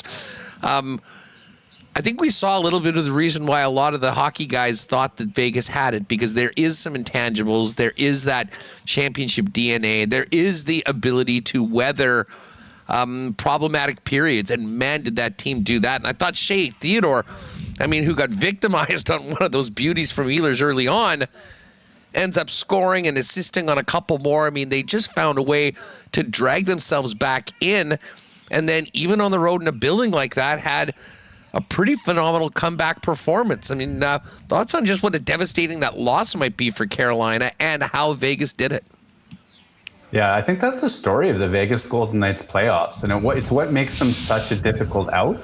Even when they swept Colorado, and you look at 4 games, and you say, well, hey, they must have controlled that. They did so much coming from behind in that series, and they made Colorado sort of start to second guess themselves, and that's the Colorado Avalanche, the number 1 team from pole to pole in the season. Well, they may be starting to do that to the Carolina Hurricanes as well. I believe Carolina is a quality team top to bottom. I think that they're going to figure themselves out, make this a series. It was an incredible game. But the Vegas Golden Knights are incredibly resilient. Whether you're a star player or a fourth liner on that team, you commit to the zone defense and you protect the middle of the ice. They do a really great job of that. They're wonderful counterpunchers. They only need a half step to kind of get away from you. And the way that Hurdle victimized and Sissons' pass, Shane Goss's beer on the game winner, that's Carolina mostly being in position, though Ghost was a step behind, to be clear. It's just them getting beat in man-to-man coverage, a great play being made by great players, and Vegas has a lot of those. So for me, it's not safe at any moment, any score line, any position in the series to write the Vegas Golden Knights off. They've proven it too many times, and I think Carolina is going to give some more bite to the series yet. Yeah, well, I mean, they better do it in game 2 because if they don't, they run the risk of this series being over before it started, much like happened to the Avalanche. What were your takeaways from that? I mean, we've talked a lot about teams that was in the President's Trophy over the last couple of years. I mean, Colorado was so good. They make those ads at the deadline and then don't get a single win against Vegas. It was sort of a shocking exit for a team that most had expected would still be playing right now. Yeah, all of my takes are just so scattered about that because first and foremost, I was surprised by the outcome. I thought Colorado was the better team. So then part of my takes go, okay, well, Nathan McKinnon was hurting. How hurting was he, right? Like, that's a big deal. Cale Makar misses games. That's an enormous deal. Even when Colorado got out to leads, though, they weren't able to keep them. And Vegas just kept going and overcame that. Other hot takes were like, hey, even though it's going to be a good price as the cap goes up and blah, blah, blah, maybe you don't want to be the team that's paying Brock Nelson what the Colorado Avalanche are. Maybe they are heading towards some cap uncertainty and all that. I think they're going to be just fine, to be clear. The other hot take is, well, the playoff format that sees them go through the best in the West on the way to getting to Vegas may also have hurt them in that regard. And, we've made that complaint coming out of the Central Division a bunch of times. Winnipeg and Dallas went toe-to-toe, and then Dallas couldn't overcome Edmonton in the conference finals last year. Maybe it's another argument for that. I don't know, but I was surprised by it. I got to say, I had Colorado winning that series. Yeah, and listen to your point about the playoff format. Some things you're sort of out of your control. I mean, we're never going to get back to a 1-16 where you can play teams in other conferences. And, the East was better, sort of 5 through 12. But you had the big boys up there, and I mean the path that Carolina made it to the final very different than the path that Colorado made it, and I'm sort of with you. I think that may have taken a bit of a toll as well. Must win, in my opinion, for Carolina in game number 2. I kind of think that they will do that, but man, Vegas did exactly what they needed to do right out of the gate, and the fact that they did it coming back that way can be a painful one to get over. Bottom line for Carolina, we can talk about Ehlers all we want. If that first line does not get going and get a little bit more from Svech and Aho and Seth Jarvis, it's going to be very difficult to have a parade and rally. 100%. And the problem there is you're starting to see them look like they're fighting it. It's like, yes, they get chances. Yes, there's possession. But like, I'm thinking of a Seth Jarvis one-timer on the power play that just did not connect. It just wasn't Seth Jarvis at his best. And you're starting to worry, has the pressure of the moment gotten the best of that top line? Has the slump that they've been talking about for so long starting to kind of get in their way? Because when these guys are confident, they're not whiffing on one time. That's for sure. They need that line. Vegas is too deep. It's a really incredible group, especially with Karlsson back, Jack Eichel at the top of his game. There's a reason why heading into September, so many people pick the Vegas Golden Knights as a team that could go deep. Whatever came next, they are quite simply built well. Carolina can't have a ghost of a top line if they're going to have any hope at all. Because even if they do score, those guys do get going. I think the Carolina Hurricanes defense, like Ghost Spear on that goal, they can be beat in counterpunching moments.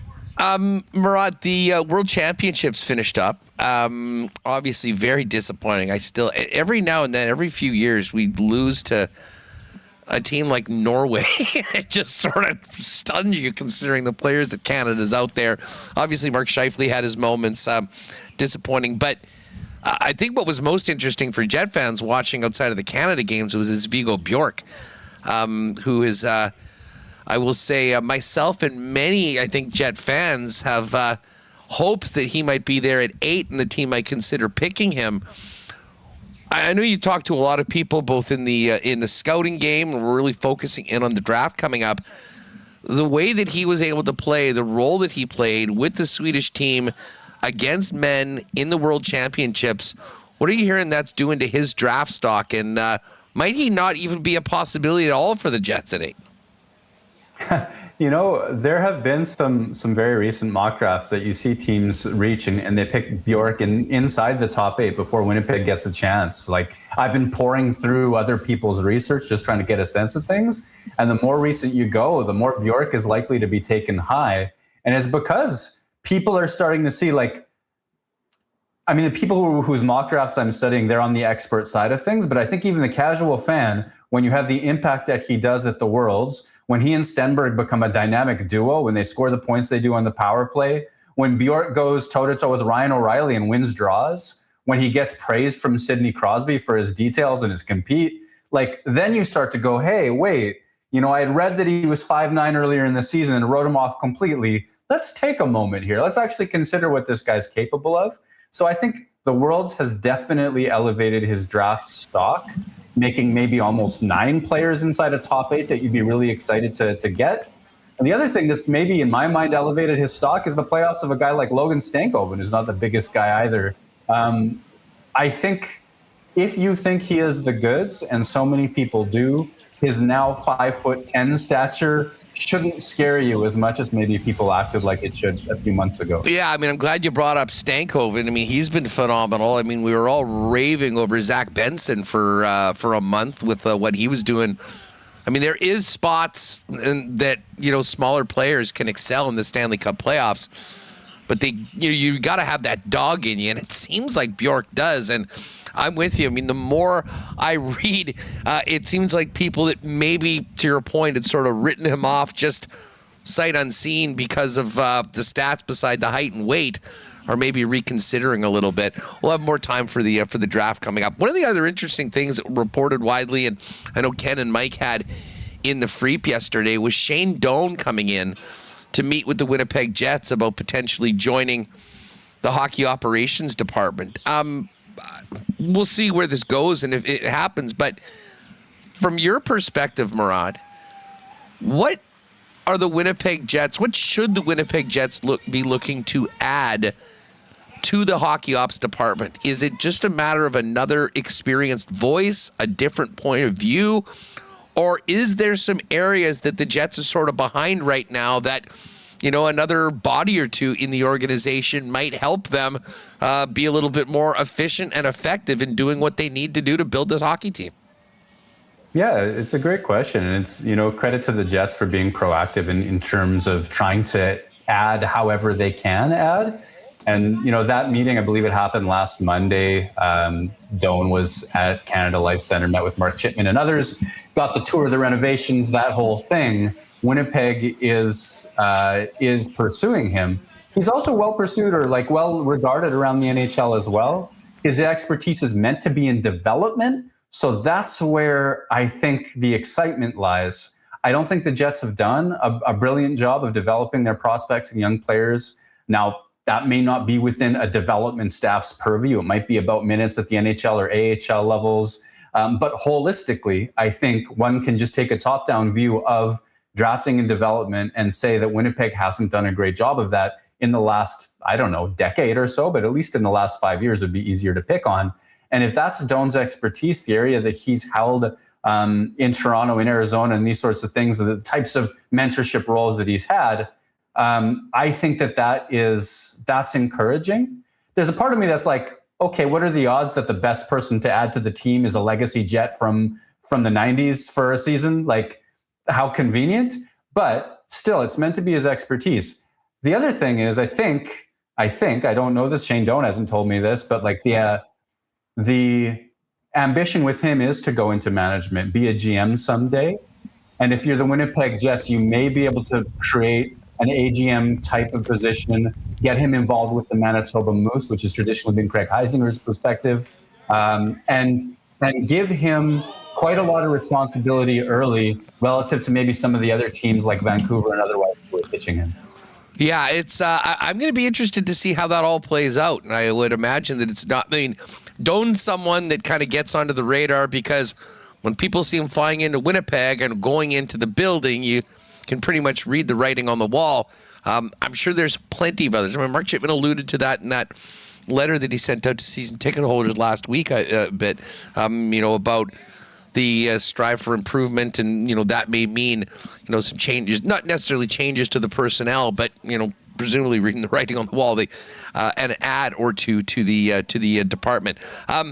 We saw Drager, and we've been talking about this for a while. I can't say that I'm surprised, maybe just surprised that it's taken as long as it has, because we heard from Jonathan Toews that he probably was going to be finishing up or making a decision a couple weeks after playing. We're well after 2 weeks, but scuttlebutt coming out that, not surprisingly, I guess, Murat, to many of us who kind of watched the way that season went and then ended, that this might be one and done for Jonathan Toews as a Jet and officially retiring from the National Hockey League. Yeah, it seems like that's where it's headed. And that's, yeah, it wouldn't be a surprise to anybody listening, anybody who has followed the Jets this year. I think it was my piece after exit interview days where that's kind of what I guessed might be what would happen. And you get that from how Jonathan Toews spoke on those days about how, difficult it was to do it 82 times, how fast the league is, how reflective he was. Even just being in the Winnipeg Jets dressing room on that final day, all of the signed sticks he distributed to his teammates, all the special one-on-one moments that he had, it seemed like at the very least the man was protecting himself against the possibility of retiring, just making sure he had those moments. And certainly he'd be a classy teammate to the Winnipeg Jets in that regard. Somebody just hit something or somebody just missed something? What happened there? I'm not sure. What was that? The sound from the green. Yeah. Something on Remo's computer maybe didn't come Who through. knows? I mean, listen. Not a shock. Whatever he decides, I think that's not a surprise. Right on. Look at this. Remis getting the shot of the. We'll pay attention to what's happening here at the Delaine Memorial Tournament as we do it up. What's cooking at the Athletic? What's coming up that you might want to tease for our listeners?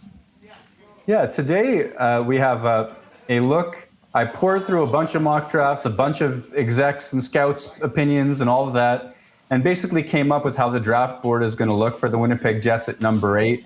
Who will definitely be gone? Who will be available? What choices the Jets will be able to make? A review of their last 10 first-round picks as well. And basically, we're outlining what it looks like from here the Jets might be able to accomplish on draft day. Earlier this week, we charted their path back to the playoffs because that is their goal. For all the team rebuild folks out there who have plans of other arguments, the goal is to get back into the playoffs. I think that they miss speed. I think that they miss having dynamic forwards. I think that they're going to make a push. So we're going to be covering that as things move forward. Murat, you have a wonderful rest of the day. Thanks as always. Enjoy the next few games of the Cup Final. We'll look forward to catching up next week. Thanks for having me, Huss. Good stuff. There is our man Murat Atesh. And yes, if you do want to take a trip down memory lane on everything he ever wrote on Nikolai Ehlers, it's on a Twitter thread last night after he scored those 2 goals. So we're going to talk a little bit of hoops. Stick around. We've got your chance to win Boston Pizza MVP platter. We'll spin the wheel. And we've also got a 4-pack of foursome to come out and try the links here in Elm Creek at Scotswood. But we're going to talk some hoops. We have huge local story for basketball, a big win for the Bison basketball program. And I want to pick Kirby Schepp's brain on the NBA Finals, which gets going tonight. But hey, World Cup next week, all systems go. Get your Canada red and get it now at Royal Sports. Nowhere, maybe in the country, has a better selection of World Cup merchandise, Canada gear than Royal Sports. So get down there. All the Canada stuff is out there. The other countries as well, although I urge you, get the red on while Canada's in, and then you can go to your secondary team. But Royals locked and loaded. And they, of course, soccer, softball, baseball, tennis, hoops. They've got it all. Best selection of athletic shoes in town as well. And they are ready for the World Cup. So pop down to Winnipeg's Sports Superstore for over 50 years, Royal Sports, 750 Pembina Highway, and make sure to follow them on Instagram for the latest merchandise drops and sale information. Our tickets are live for our Gold Eyes event, June 30th, the day before Canada Day. No one working the next day. We're doing our WST patio party. Tickets are $20. And we'll have a full access, the entire WST crew down in one of those great field side patios. So we hope you join us. We sold this out last year. Go to winnipegsportstalk.com and grab your tickets. And hey, if you're thinking about getting out to the ballpark, Fish home throughout the weekend, finishing up their series against Sioux Falls tomorrow, and then Friday at 7, Saturday at 6, Sunday at 1 against Sioux City Explorers. Goldeyes.com/tickets for all games this season. But if you want to join us for the WST patio party, go to winnipegsportstalk.com, grab your tickets, and we'll see you on the 30th of June. Of course, we've got live racing tonight as Cinema Assiniboia Downs. WST team is going to be there. Hopefully, we're going to be picking some winners tonight. And we're looking forward to welcoming our guests in from our contest over the past month. Look forward to seeing them tonight. 7:30 post time tonight at the track at Assiniboia Downs. You can find out all the information at asdowns.com. All right, let's welcome in the head coach of the U of M Bison men's basketball team, our good friend Kirby Schepp, who's back on WST. Kirby, what's going on? It's great to have you back on the show. How's it going? You got him muted? Cream? Hold on one sec, Kirby. Lot going on here. Greenside at WST. Of course, we've got a couple big things to talk to Kirby about. I know the thing that he's most excited about was that big press conference last Monday for his squad. And then, man, what a matchup we've got. I mean, the Knicks and the Spurs back at it in the NBA Finals for the first time since 1999 going head-to-head. That one was won by the Spurs. But I know the Knicks and their fans will be we should be good now? Kirby, let's try this again. Can we hear you? No. We can't hear you. Tell you what, do me a favor, Kirby. Just pop back out and pop back in. It could be something to do with the AirPods. Sometimes those screw things up. We'll get it out in just a minute. Connor, throw the headset on for a second while we do this and get Kirby on. I know you've been paying attention to the NBA. What are your thoughts on this series going in? I mean, to me, it's all Wemby all the time. Yeah. I have a hard time. I mean, after you take out the OKC Thunder, anything less than a big win in the series would be a bit of a disappointment. That OKC San Antonio series was amazing, especially that Game 7. Like, Wembanyama is such a specimen. He's unbelievable to watch. He's 7'4" or whatever and moves like a point guard. Like, it's insane. I like the Spurs in this series. I'm interested to hear some more thoughts coming up here, but I don't know. Yeah, the Knicks, I felt like OKC San Antonio was the real finals, and I would like whoever came out of that. So San Antonio, give me Wemby. Yeah. Perfect. All right, let's see if we've got Kirby back here and we can hear him. Kirby, can you hear? I think we're good to go, guys. We are good to go, man. You're sounding good, as always, looking like $1 million US tax-free. What's going on?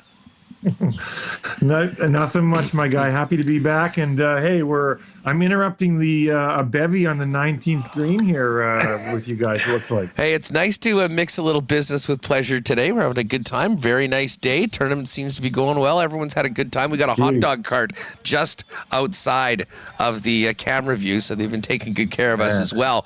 But speaking of taking good care of people, we'll get to the NBA Finals in a minute. What a massive announcement last week for the Bison men's basketball program. I know how hard you and the people at the university and really all programs do to fundraise and how important it is. Fill us in for people that missed the announcement last week on what is coming into Bison men's basketball and the importance to the program. Yeah, pretty incredible news. As you mentioned, there's, university programs are always fundraising for money and things like that. And we got an unprecedented $1 million donation to our program from local philanthropist and alumni John Lavin. Absolutely incredible, game-changing donation for our program. And really, anything that comes in and around this size, just completely changes the way you do business in university sport. From your perspective, there's recruiting, there's travel, there's all of those things. How impactful is this sort of support for a program like yours, and how much of a difference will it make for the Bison program going forward into the years to come?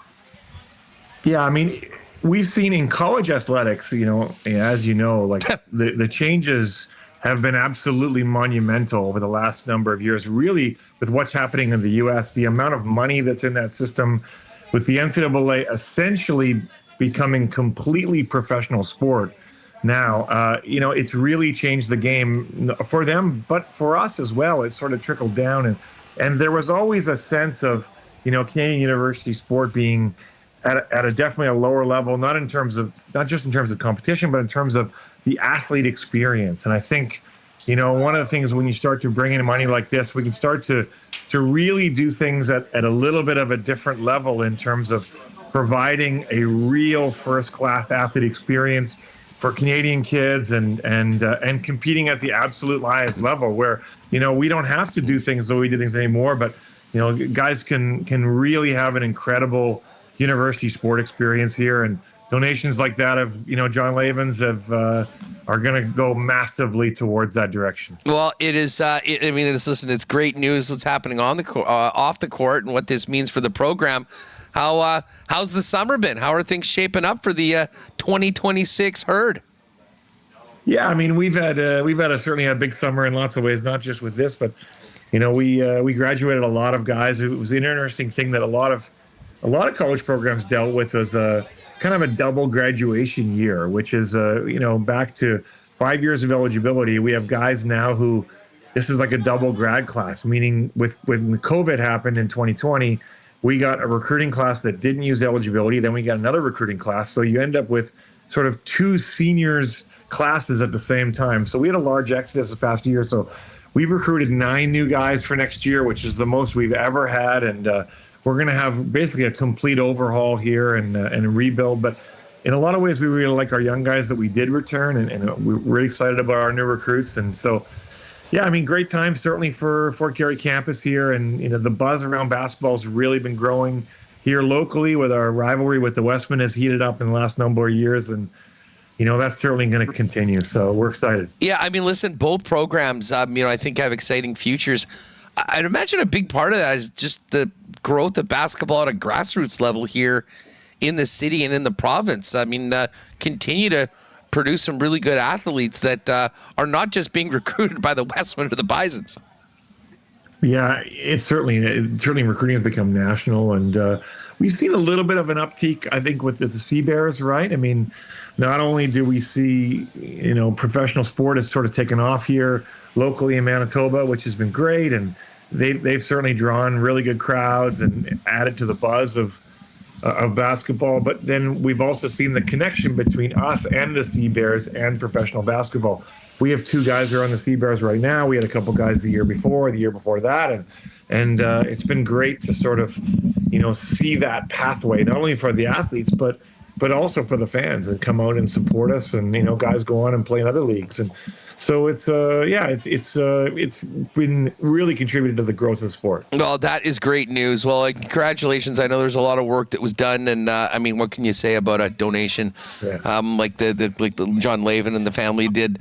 I mean, hopefully big things coming ahead for your program. I know how hard you and how much everyone puts into it, and hopefully this can be a real catalyst to some great success in the future. I've got you. I mean, this was perfect timing. We got the finals coming up tonight. Hey, just before we talk about the finals, what did you think about the West Final between OKC and the Spurs? I mean, 7 games.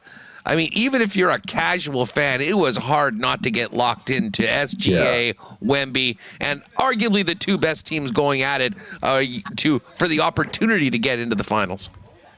I think so. It's, and it was special for me. I had the good fortune to coach Shai Gilgeous-Alexander on the Canadian national team. He was on the U18 national team that I was a part of in 2016. That went to Chile along with a few other NBA players that we had in that roster. And so it's great to see a Canadian kid win a second straight MVP, compete at the highest level. They unfortunately had a couple of injuries there, but it's must-see TV in lots of ways from lots of different angles. But one, obviously, as you mentioned, it was the highest level basketball you can imagine. 2, you have an absolute alien on the other side of a freak of nature, a 7'5" monster who's doing things we've never seen before that, you can't take your eyes off of him. It reminds me of, young Shaquille O'Neal back in the day, or, just guys doing things that, in some ways, maybe they should change the rules for these guys. Like it's pretty fun to watch, and it'll be fun to see if, the history of the NBA Finals, of course, is young teams really struggle to win. And San Antonio Spurs is a very, very young team. This is their first playoff run together. That's really unprecedented. So it's gonna be fun to watch tonight and the next couple of weeks. There's been some giants in the league, and Wemby's a little different because of the athlete that he is. You think of like Greg Oden and some of these guys that were huge and they could never stay healthy and they were out. Wemby is still really young. I mean, if he gets another 10, 12 years of his career, like we're not talking going 20 like LeBron, but I mean, if he plays into his early to mid 30s, on the trajectory that he's going, will we be talking about Wembanyama maybe being in that conversation, or dare I even say exceeding the greatness of Michael Jordan and LeBron James? Yeah, it's so hard because he, as you said, he's so young. He's just 22 years old here. This is the first playoff run. But you're right, it feels different. It feels different for a few different reasons. One, like obviously his physical, stature, what he's doing at such a young age, that kind of stuff. But he has a different competitiveness. He has a different composure and intelligence about him that we don't see a lot of times in North American athletes. And he's got a little bit, there was always the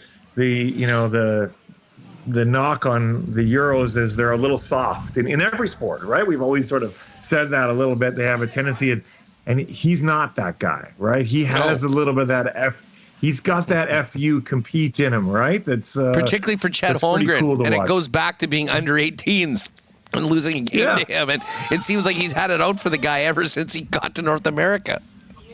Yeah, he's got a little bit of that Michael Jordan kind of absolutely psychopathic competitiveness about him. And when you combine that with being 7'5", being, otherworldly agile and skilled for that size, it's scary for the rest of the league. And I mean, all they can hope for is really an injury here. But we do have a history of, Ralph Sampsons of the world. And you mentioned Greg Oden and different, Yao Ming, guys who were extremely tall like that it's really hard. Like I've been around guys of that size before, and it's really hard on your body being that size. It's sort of not normal, and it's hard to stay healthy. So we'll see. Fingers crossed he does. It'll be fun to watch. But it's going to be a challenge for sure. I'm taking the Spurs, and I'm in on all my Wemby props as I've usually been. You can't go too wrong hanging your hat on that guy. But there's a lot of Knick fans out there.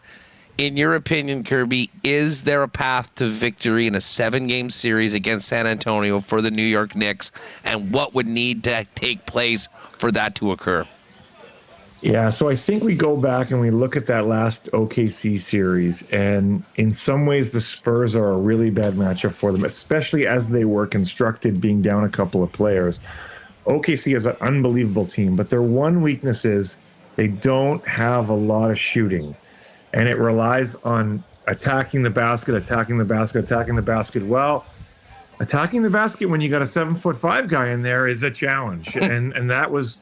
there was a bit of, styles make fights type of situation there. And I think that would be the one avenue I would say for the New York Knicks is they do shoot the ball extremely well. They're on an all-time heater. They've won 11 straight games. They're shooting the ball extremely well in these playoffs. Now, will they get the same kind of shots that they got against the weaker Eastern Conference teams? Not likely.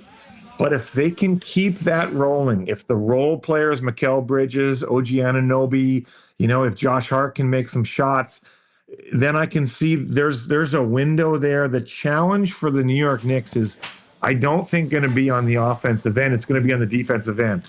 Their two best guys, Jalen Brunson and Karl Anthony Towns, there's no one that they can guard. They don't have a good matchup out there. That's going to be a real challenge for them. And, I have the Spurs as well. I do think it's going to be a longer series than some think. But I think if they can overcome that, the pressure and the spotlight shining bright on those 20, 21, 22-year-olds, then I've got them winning as well. Kirb, you are the best. Congratulations on everything going on with the program. Enjoy the NBA Finals. Have yourself a great summer. Looking forward to catching up next year with you. And talking some Bison men's basketball. Have a great one, and thanks for doing this. Appreciate you guys. Thanks. Good stuff. There's Kirby Schepp. head coach of the Bison men's basketball team. What an amazing story that is with that donation, and wishing them certainly all the best moving forward. All right, we still we'll be doing the Wheel of Winners. Stay tuned. We'll let you know when we're going to be opening up that. We've also got some passes to come out and from the folks here at the Scotswood that are hosting us. Speaking of golf, though, the Memorial gets going this weekend. Big tourney. Scotty Scheffler is the favorite, but you got Scotty, you got Rory, you got Cam Young, all the big names. Should be a real fun tournament to follow as we get closer to the next major. Of course, all of our golf reports are brought to you by our good friends at Breezy Bend. If you are looking for a long-term golfing home for you and your family at one of Manitoba's top private courses, I would suggest you think long and hard about Breezy Bend. Our friends at Breezy and Corey Johnson, the GM, would love to talk to you. You can find out more information about membership at breezybend.ca. You can also give them a call at 895-7205 and talk to Corey Johnson. And, we're having a fun time out here supporting the Delaine Memorial Tournament. We had a great time out in the Manitoba Open at Breezy last year, and I think we may have to fire it up on the best 19th hole patio in Manitoba at some point soon with a show out there at Breezy. I also want to thank our friends at Aikens Lake Wilderness Lodge. If you popped in, I was away. Shout out to Remis and Connor for holding it down last week. Had just an incredible few days as fishing season is fully underway in Manitoba and at Aikens Lake. If you're looking for an amazing fly-in fishing opportunity where you can be on the water in less than 2 hours from the city of Winnipeg with world-class fishing and even more world-class hospitality, Aikens Lake is the spot. Find out more at aikenslake.com or check them out on all social media channels at Aikens Lake. All right, we're going to talk to our pal Rick Delaine about the event going on right now here at Scotswood. First up, though, crack a cold one. Let's give a big cheers to our friends at Winnipeg's favorite local brewery, Little Brown Jug. You train day in and day out, learning new techniques, approaching new concepts, and living out the thrill of achieving your goals. Building a craft beer is no different. While you spend your hours on the ice, we spend ours here, brewing our trademark beer. Again, and again. Here's to pushing the status quo and challenging ourselves to build something memorable. 1919 by Little Brown Jug. All righty, back live on location at Winnipeg Sports Talk. By the way, we're going to get registrations right now for the Wheel of Winners. We've got two things to give away today, folks. We have the MVP platter from Boston Pizza. We'll have one of those each day throughout this week and next week, kicking off the World Cup. Boston Pizza, your home for all Canada games, showing every game in the World Cup. And we'll also spin it twice today. So golfers, make sure you put your name in on this one. The friendly folks here at Scotswood giving us a 4-pack with carts to come out and see this beautiful course here in Elm Creek. So exclamation mark MVP in the YouTube chat. We'll grab the names. We'll spin the wheel in a minute. But right now, pleasure to welcome in the driver of the world-renowned Winnipeg Sports Talk car, Victory Lane's champ, our guy, Rick Delaine. Rick, it is great to see you, and it's great to be out here for the tourney. How are you? All right, man. Doing great. Glad you guys could make it out. It looks like we beat the weather, too, so that's a good thing. Yeah, listen, a bit of some boomers last night. There were still puddles out, but great turnout for this. I mean, a lot of the who's who of the racing industry, many of your sponsors, some many familiar faces. Tell us a little bit about, it is the Al Delaine Memorial Tournament, and a big part of the racing community, and obviously the legacy that you still drive for. Yeah, you bet. Thanks again. And this is the 5th annual golf tournament that we're putting on. It is the Al Delaine Memorial. That's my father that we're doing this all for. All the money that we raise for this goes towards the Al Delaine Memorial race, which we've done for 17 years in a row. I was fortunate enough to actually win it in 2014. It's an extremely hard race to win. People on both sides of the border have won this deal. People, they come from all over the country to try and win this. And we do this to try and raise some money to really make a really big purse. And it's to honor a guy that my dad was big in the racing industry for 40 years. He headed up the largest points fund that was ever done for for the Manitoba area. He raised almost $400,000, and that money went right back into the drivers' pockets. He sponsored cars. He looked after racetracks on both sides of the border, so he was a really invested guy. He raced.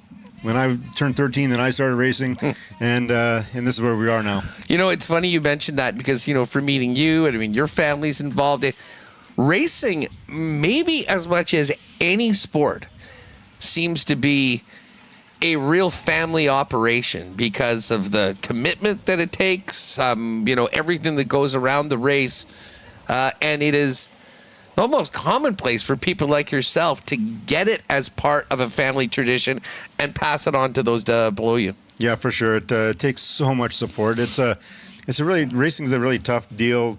You know, we don't have a draft or that type of deal. You have to. It takes money and time. And I like to say you have to hate money and love work, and that's how this deal works.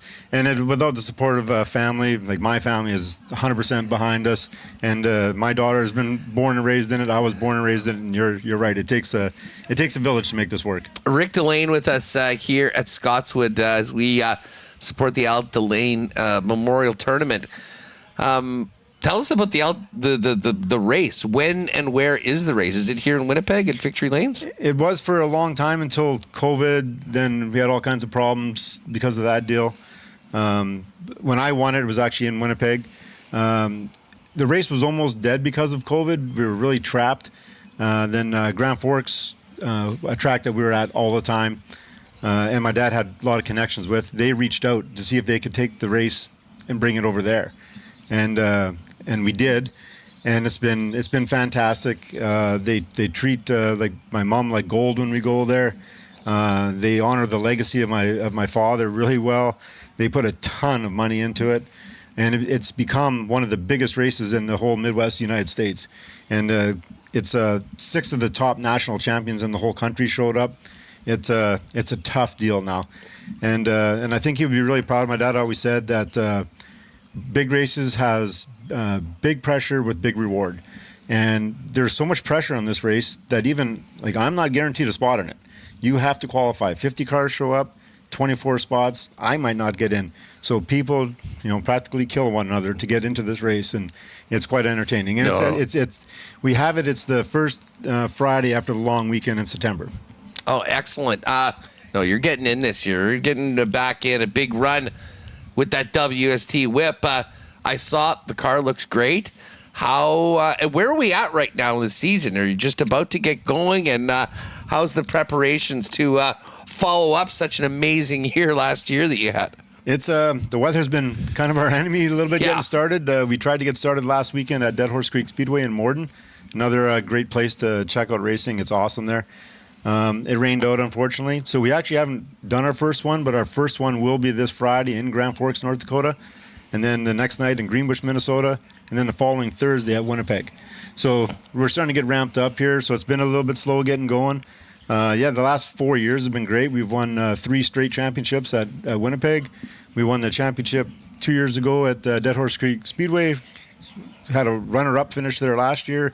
And we were top Canadian the previous year for all of our sanctioning bodies. So yeah, I'm not too old quite yet. We're keeping these young guys on their toes, and a lot of these young guys are out here tonight. And I'd like to remind them who's carrying the W. Well, exactly. What's the status? So you mentioned Winnipeg. You're going to be racing Thursday. Will it be sort of a regular schedule Thursdays throughout the year? Is that how things are looking just down south of the city on 75? Yeah, you bet. Every Thursday, starting on the 11th, I believe it is next Thursday, and we're there every Thursday until the end of August. And that's for the Winnipeg schedule. Then we're all over the place after that, but that's our home base. Well, listen, Rick, it's been an absolute pleasure to be involved and associated with your car. All the winning that you've done has just been a bonus, and we always love to show off. Check these pictures out. We got a car, but it's all about you, the work that your family, the entire team at Delaine Racing puts in, and pretty clear that there's a lot of hands on deck today, honoring your father and continue moving this forward. So thanks so much for having us, and can't wait to have you back on a show talking about getting into the winner's circle again in that in the WST Whip. You bet, man. Hope we're doing you proud. And, our goal is to go and, we like to entertain, but, we're going to win. And making all this whole racing community, putting it on the forefront is, showing out here right now with everybody here doing this tournament this weekend. Great stuff. Rick, thanks again for coming on, and all the best to everyone participating out here in beautiful Elm Creek. And I'll tell you guys, I had not been to really Elm Creek before. I'd heard about it. I'm kind of familiar with Oakbank and Starbuck from playing baseball as a kid, but hadn't made out here. Not too far of a drive, and a really, really nice setup. We have to come out here and play around. As I mentioned, one of you will be able to come out and play around. We were generously gifted 4 passes with cards to come out and try Scotswood Links. So we will do that as part of the Wheel of Winners. We'll spin it twice. We've got our BP Boston Pizza MVP platter, which we'll give to a lucky winner, and we'll spin it again, and someone will win those passes for the to come out here to Elm Creek. All right, we got to get to some picks for the track tonight, and we've also got to get some cool bet lines for this evening as well. And we've got Remo here. We've got Connor here. Reem, awesome to have Rick on the program. He and I remember how geeked you were when he got in touch with us that first time to say, hey, would you guys want to be involved in our car? And then showed the way it would look. And seeing what he's done on the track with the WST car has been so cool. But really glad we were able to come out and, just be a part of this event, knowing how important it is to Rick, to Delaine Racing, and obviously many people in the racing community that are out here supporting. Yeah, huge crowd out here for the golf. Everyone getting underway at 11:30. Nice dinner here tonight, but I love seeing the WST logo on that car. That is very cool. Here's Instagram, Delaine Racing, and not only is it on the car, he's winning races. So that car's ending up in the victory lane, as it were. Yeah, number 1 car right there. So this is pretty exciting stuff, and shout out to Rick for inviting us out here. Nice to get out of the basement, or get out of inside and be outside on the course. We got the putting contest behind us, and it's fun just us. I saw some comments in the chat saying, being together at the table, us 3, maybe make some more lively It's way discussion. better. I've been thinking it myself. That first 30 minutes was so awesome.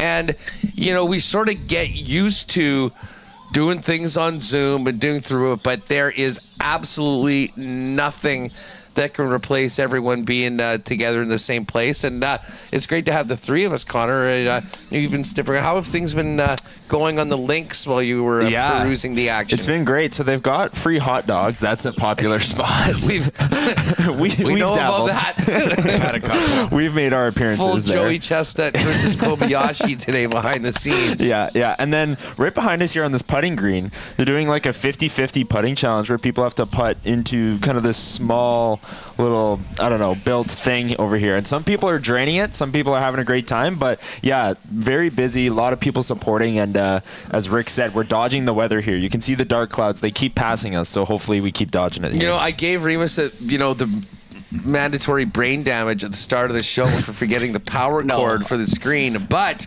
I will say this, it never fails to impress me. I didn't know what was going on when I was seeing that picture. You got this other camera set up, which has everything that's going on behind us. So the CTO still coming up big, even if there was a slight important memory lapse earlier today. Listen, before we get to spinning the wheel in our race picks, let's just head over to CoolBet. And gang, you got one day, basically by kickoff tomorrow in the CFL, you are going to need to get your picks in if you want to be part of our Pick'em League. It is completely free. All you need to do is just having a CoolBet account. You can register if you haven't already, and then go under sports. Bottom left corner of the main page, if you're doing it on a desktop, you'll see at the bottom left corner sports, click on CoolBet League, and then it'll take you to, you'll see the Winnipeg Sports Talk logo right on it, your chance to win a trip to the Grey Cup in Calgary. The Coolbet guys are going to take care of tickets to the game, airfare, hotel, do it up big for the Grey Cup, and whoever is the best picker of CFL games all year will get in that. So again, get on that, get registered, make your week 1 picks. I would suggest that you just on your phone do a weekly reminder on Wednesday night or Thursday during the day that you get your picks in, because you don't want to miss. That will be, few zeros will definitely impact your ability to win. And we've got a $50 credit going out every week to whoever has the most picks. So get those in right now. You have today and tomorrow to enter, get your week 1 picks in, play against us, the WST crew, and so many other WST listeners. And we wish everyone luck on their picks for this year. Tonight, we started off with the NBA Finals. Spurs 5-point favorites tonight, minus 189 on the money line. And I'm just looking for the specials, the player combos. This is the number that I want. What is the Wemby points, rebounds, and assists number? Because I'll be going over it. I guess total rebounds and assists is 14.5. I will take the over on that, and if I can find a number of points, assists, and rebounds. Yeah, it's right here. What? 42.5 points, assists, rebounds for Wemby. It's minus 108. I'm in. That's the play of the day. Spurs to cover. Wembanyama over 42.5 points, rebounds, and assists.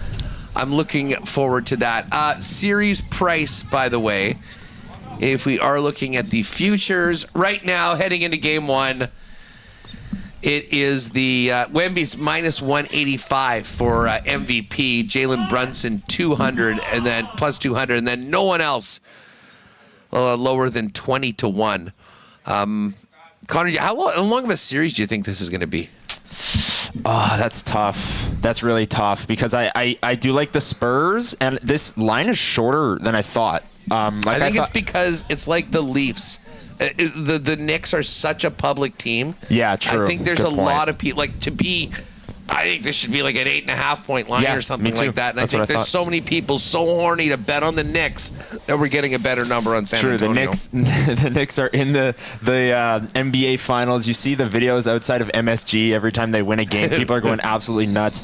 I get that. I expected this game 1 line to be closer to 7.5, even 8. So I'll take the Spurs in 5 or 6. I don't think this is going the distance, 7 games. But I could absolutely see the Knicks winning a couple of those games at home where they're going to be in front of that crazy home crowd. But I like the Spurs in 5 or 6 games. All right, I'm sort of with you as well. I think I'm going to go with Spurs in 5 for this one. As far as the hockey goes, game 2 up on the board. Must win for Carolina, minus 159 for the Canes, plus 135 for Vegas. I guess I'm going to take Carolina, but I am hesitant. I'm pretty sure I went back with Colorado in game 2 of the last series, and we know how that one ended. But the futures right now, obviously with the Golden Knights winning on the road, sort of changed things. If you still think Carolina is going to win the Stanley Cup, now's the time to get in on it. It was like minus 150 going in. They lose the first game. It's now plus 130 for Carolina, and the Vegas Golden Knights minus 156. Big golf tournament this week. We mentioned that in the Breezy Bend Golf Report, but it is the Memorial. This is a big tournament with a whole lot of history. It does sort of feel like it's Scotty Scheffler and everybody else, and that's certainly what the odds say. Scheffler, I believe, is a multi-time winner of this event.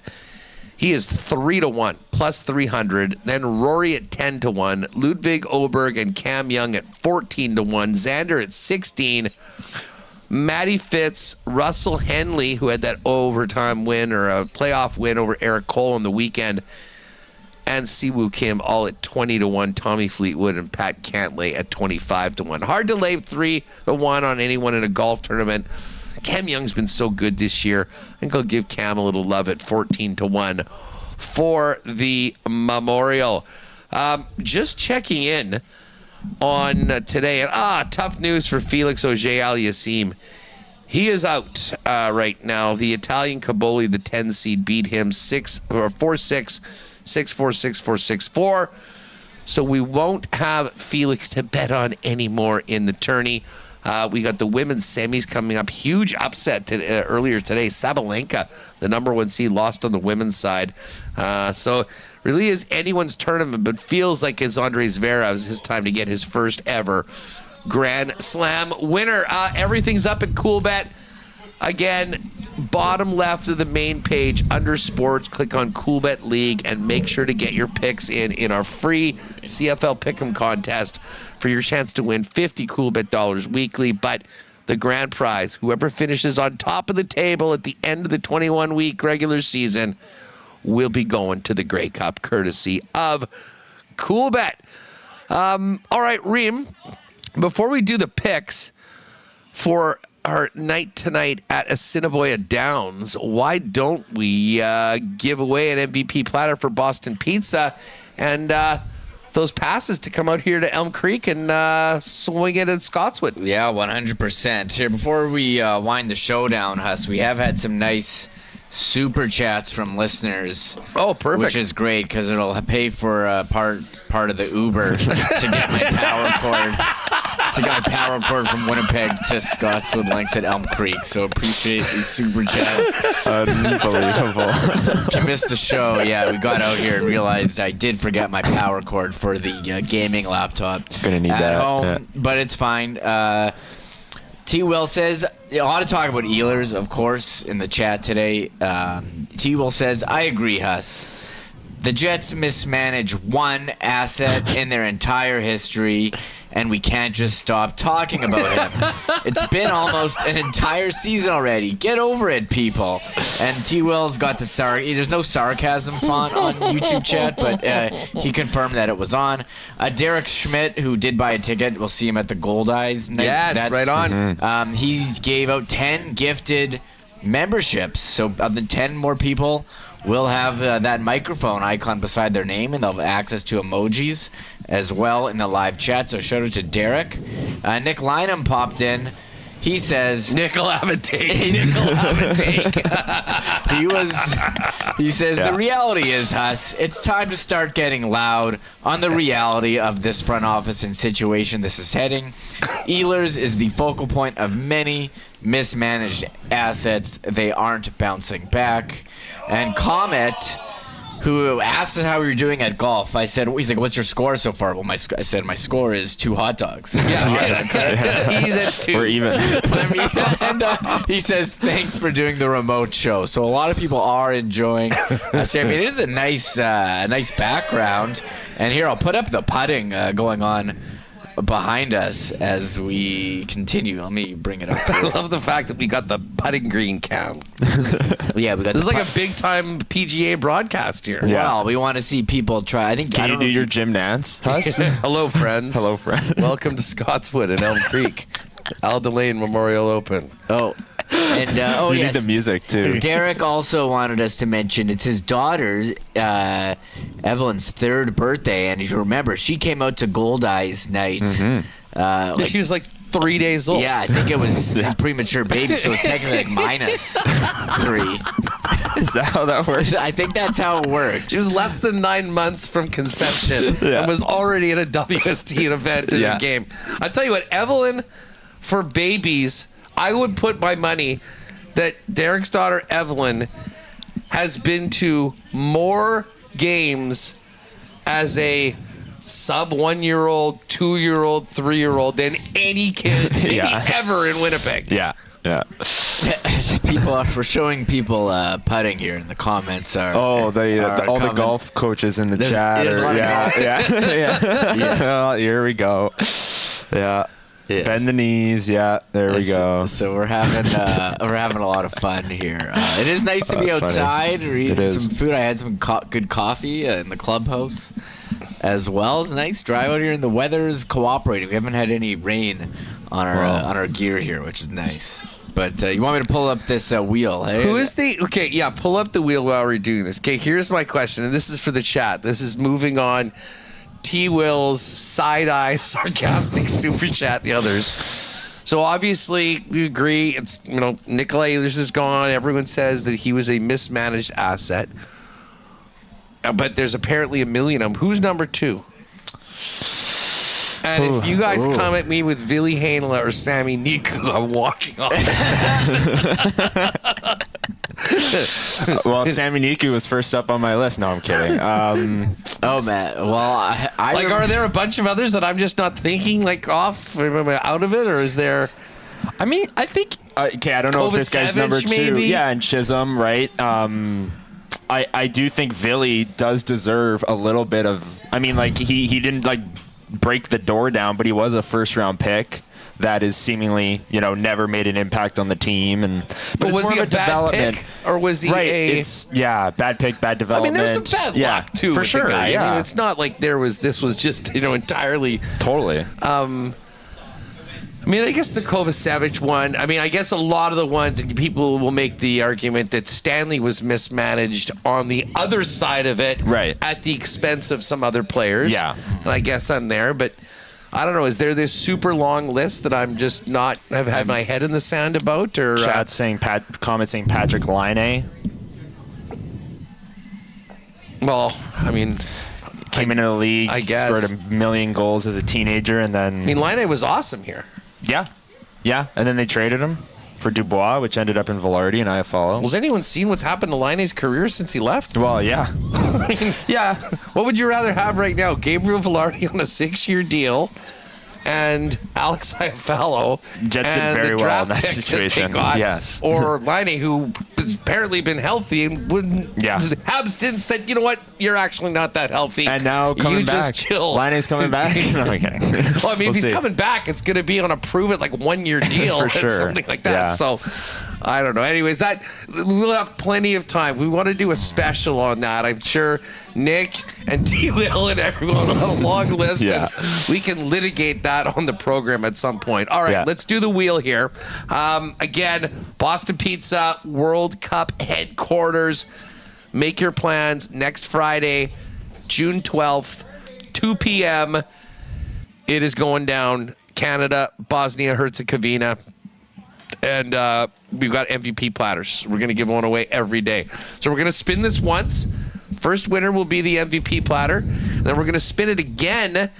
And whoever is the winner of that one, we're going to hook you up with some passes to come out and check out Scotswood, courtesy of the people here in Elm Creek that have been such nice hosts today as we've been doing this for the Delaine Memorial Tournament. So, Remo, this one, and by the way, for either of the two, we'll let you know who wins. And if you do win, we're just going to need you to send us an email with your name, your telephone number, and your email, so we can get the Boston Pizza folks in touch with you or send you the passes to come out here to Elm Creek. All right, let's do the MVP platter first, Reem.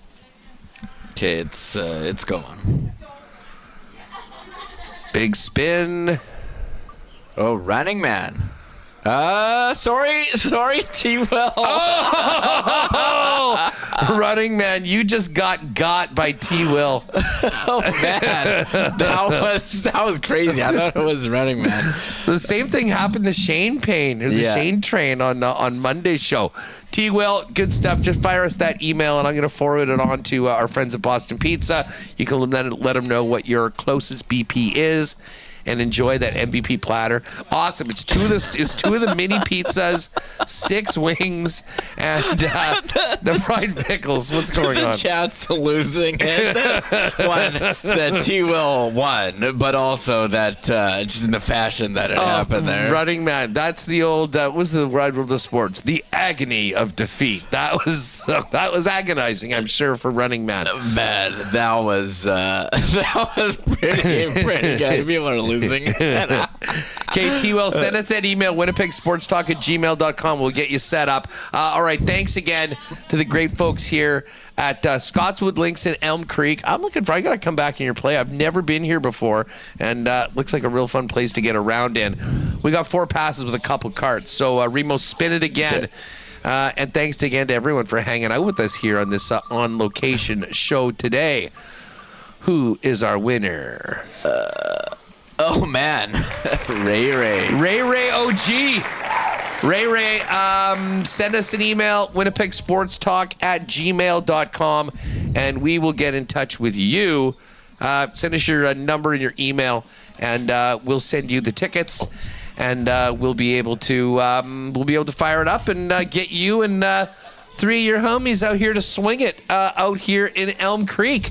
All right, Remo, one other thing that we're doing tonight is welcoming in our winners, Chelsea, Cowboy, and Dallas and their guests, along with the WST team in the dining room at Assiniboia Downs. I probably would have had more hot dogs if I was not wanting to make sure that I was coming hungry tonight for the Darren Dudd's famous Angus Prime Rib Buffet. Super pumped to get out at the track, and aren't we sponsoring? Isn't that our name? One of the race we get to go in the winners circle. Yeah, I think there is a race. We'll be there, and Liz is gonna come. We'll try and flash that up tomorrow on the show. We'll let you know how things are at. But if you are at the track tonight, take a look for the WST race, and when there is, we'll be down there, right there at the winners circle afterwards. So come on and say hi.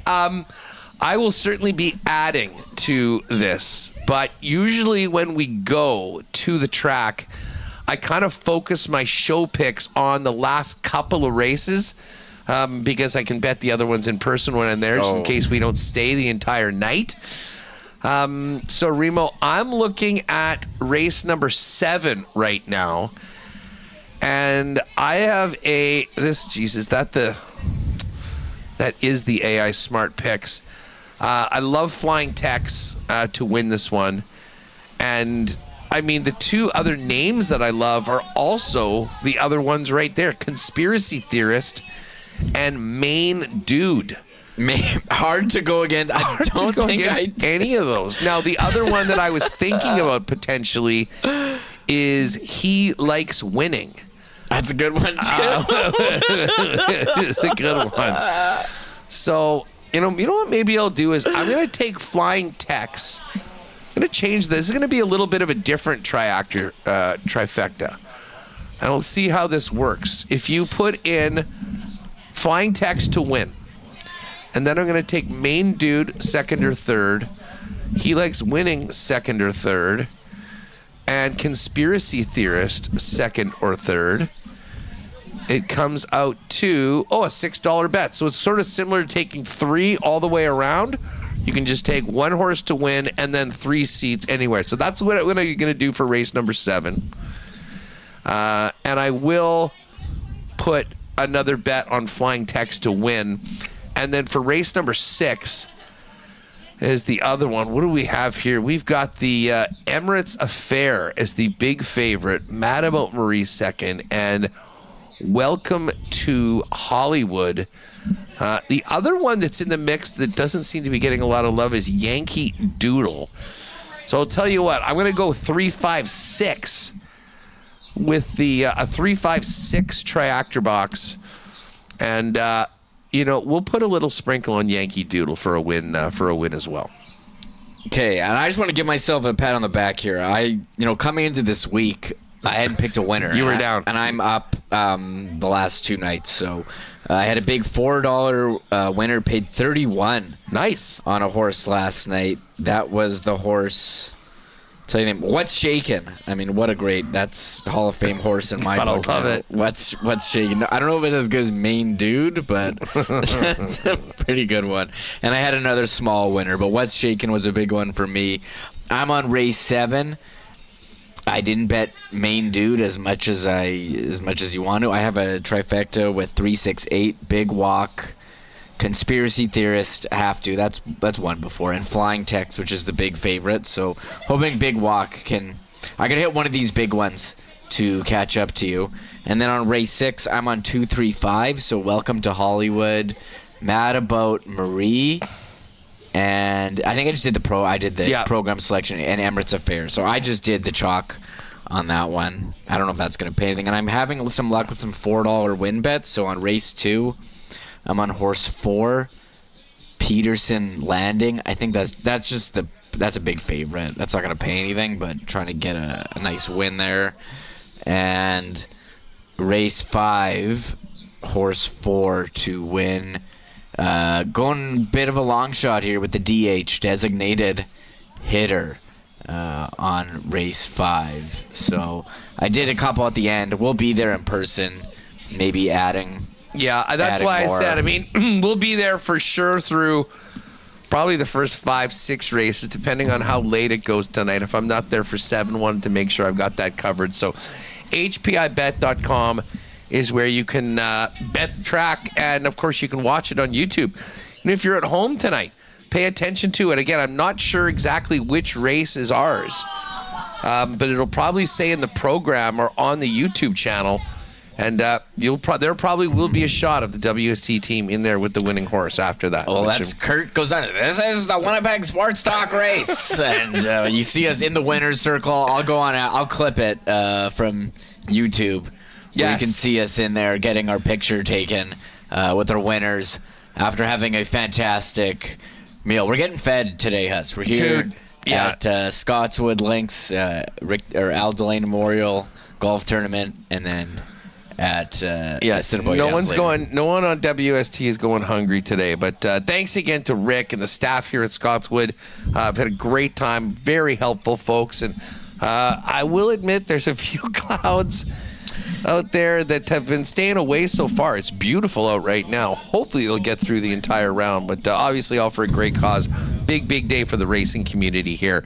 And of course, Rick, we're going to do some fun stuff with Travel Manitoba at some of the sporting events. We may have to get out and check out the WST Whip at the Lanes on a Thursday night. Of course, as he mentioned, racing on Thursdays beginning next week here in Winnipeg throughout the end of August. All right, that is going to do it for us. Chelsea, Dallas Cowboy, looking forward to seeing you and your guests tonight at Assiniboia Downs. And we got a big one tomorrow. It is CFL kickoff tomorrow. We got to wait one more day for the Bombers to get going, but latest on the Cup Final, we'll have the NBA happening. Latest on the Jets, Ken Weeb is going to jump on with us. Jake will be back as well. Looking forward to talking to him after his European vacation. And again, that'll be last call to get in your Week 1 CFL Pick'em picks in our contest to win that trip to the Grey Cup. Do that now under CoolBet League over at coolbet.com. Thank you to Kirby, Schepp, Rick Delaine, Murat, Tesh, and Justin Dunk. One more sleep till the CFL is back, everybody. Have yourself a great night. Thanks again to all the sponsors that make the show happen each and every day. Everyone here for welcoming us out to Elm Creek. If we don't see you at the track tonight, we'll see you tomorrow, 1 o'clock, right here on Winnipeg Sports Talk. Have a good one, everyone. Oh, my God! Oh! Shut it down! Let's go home!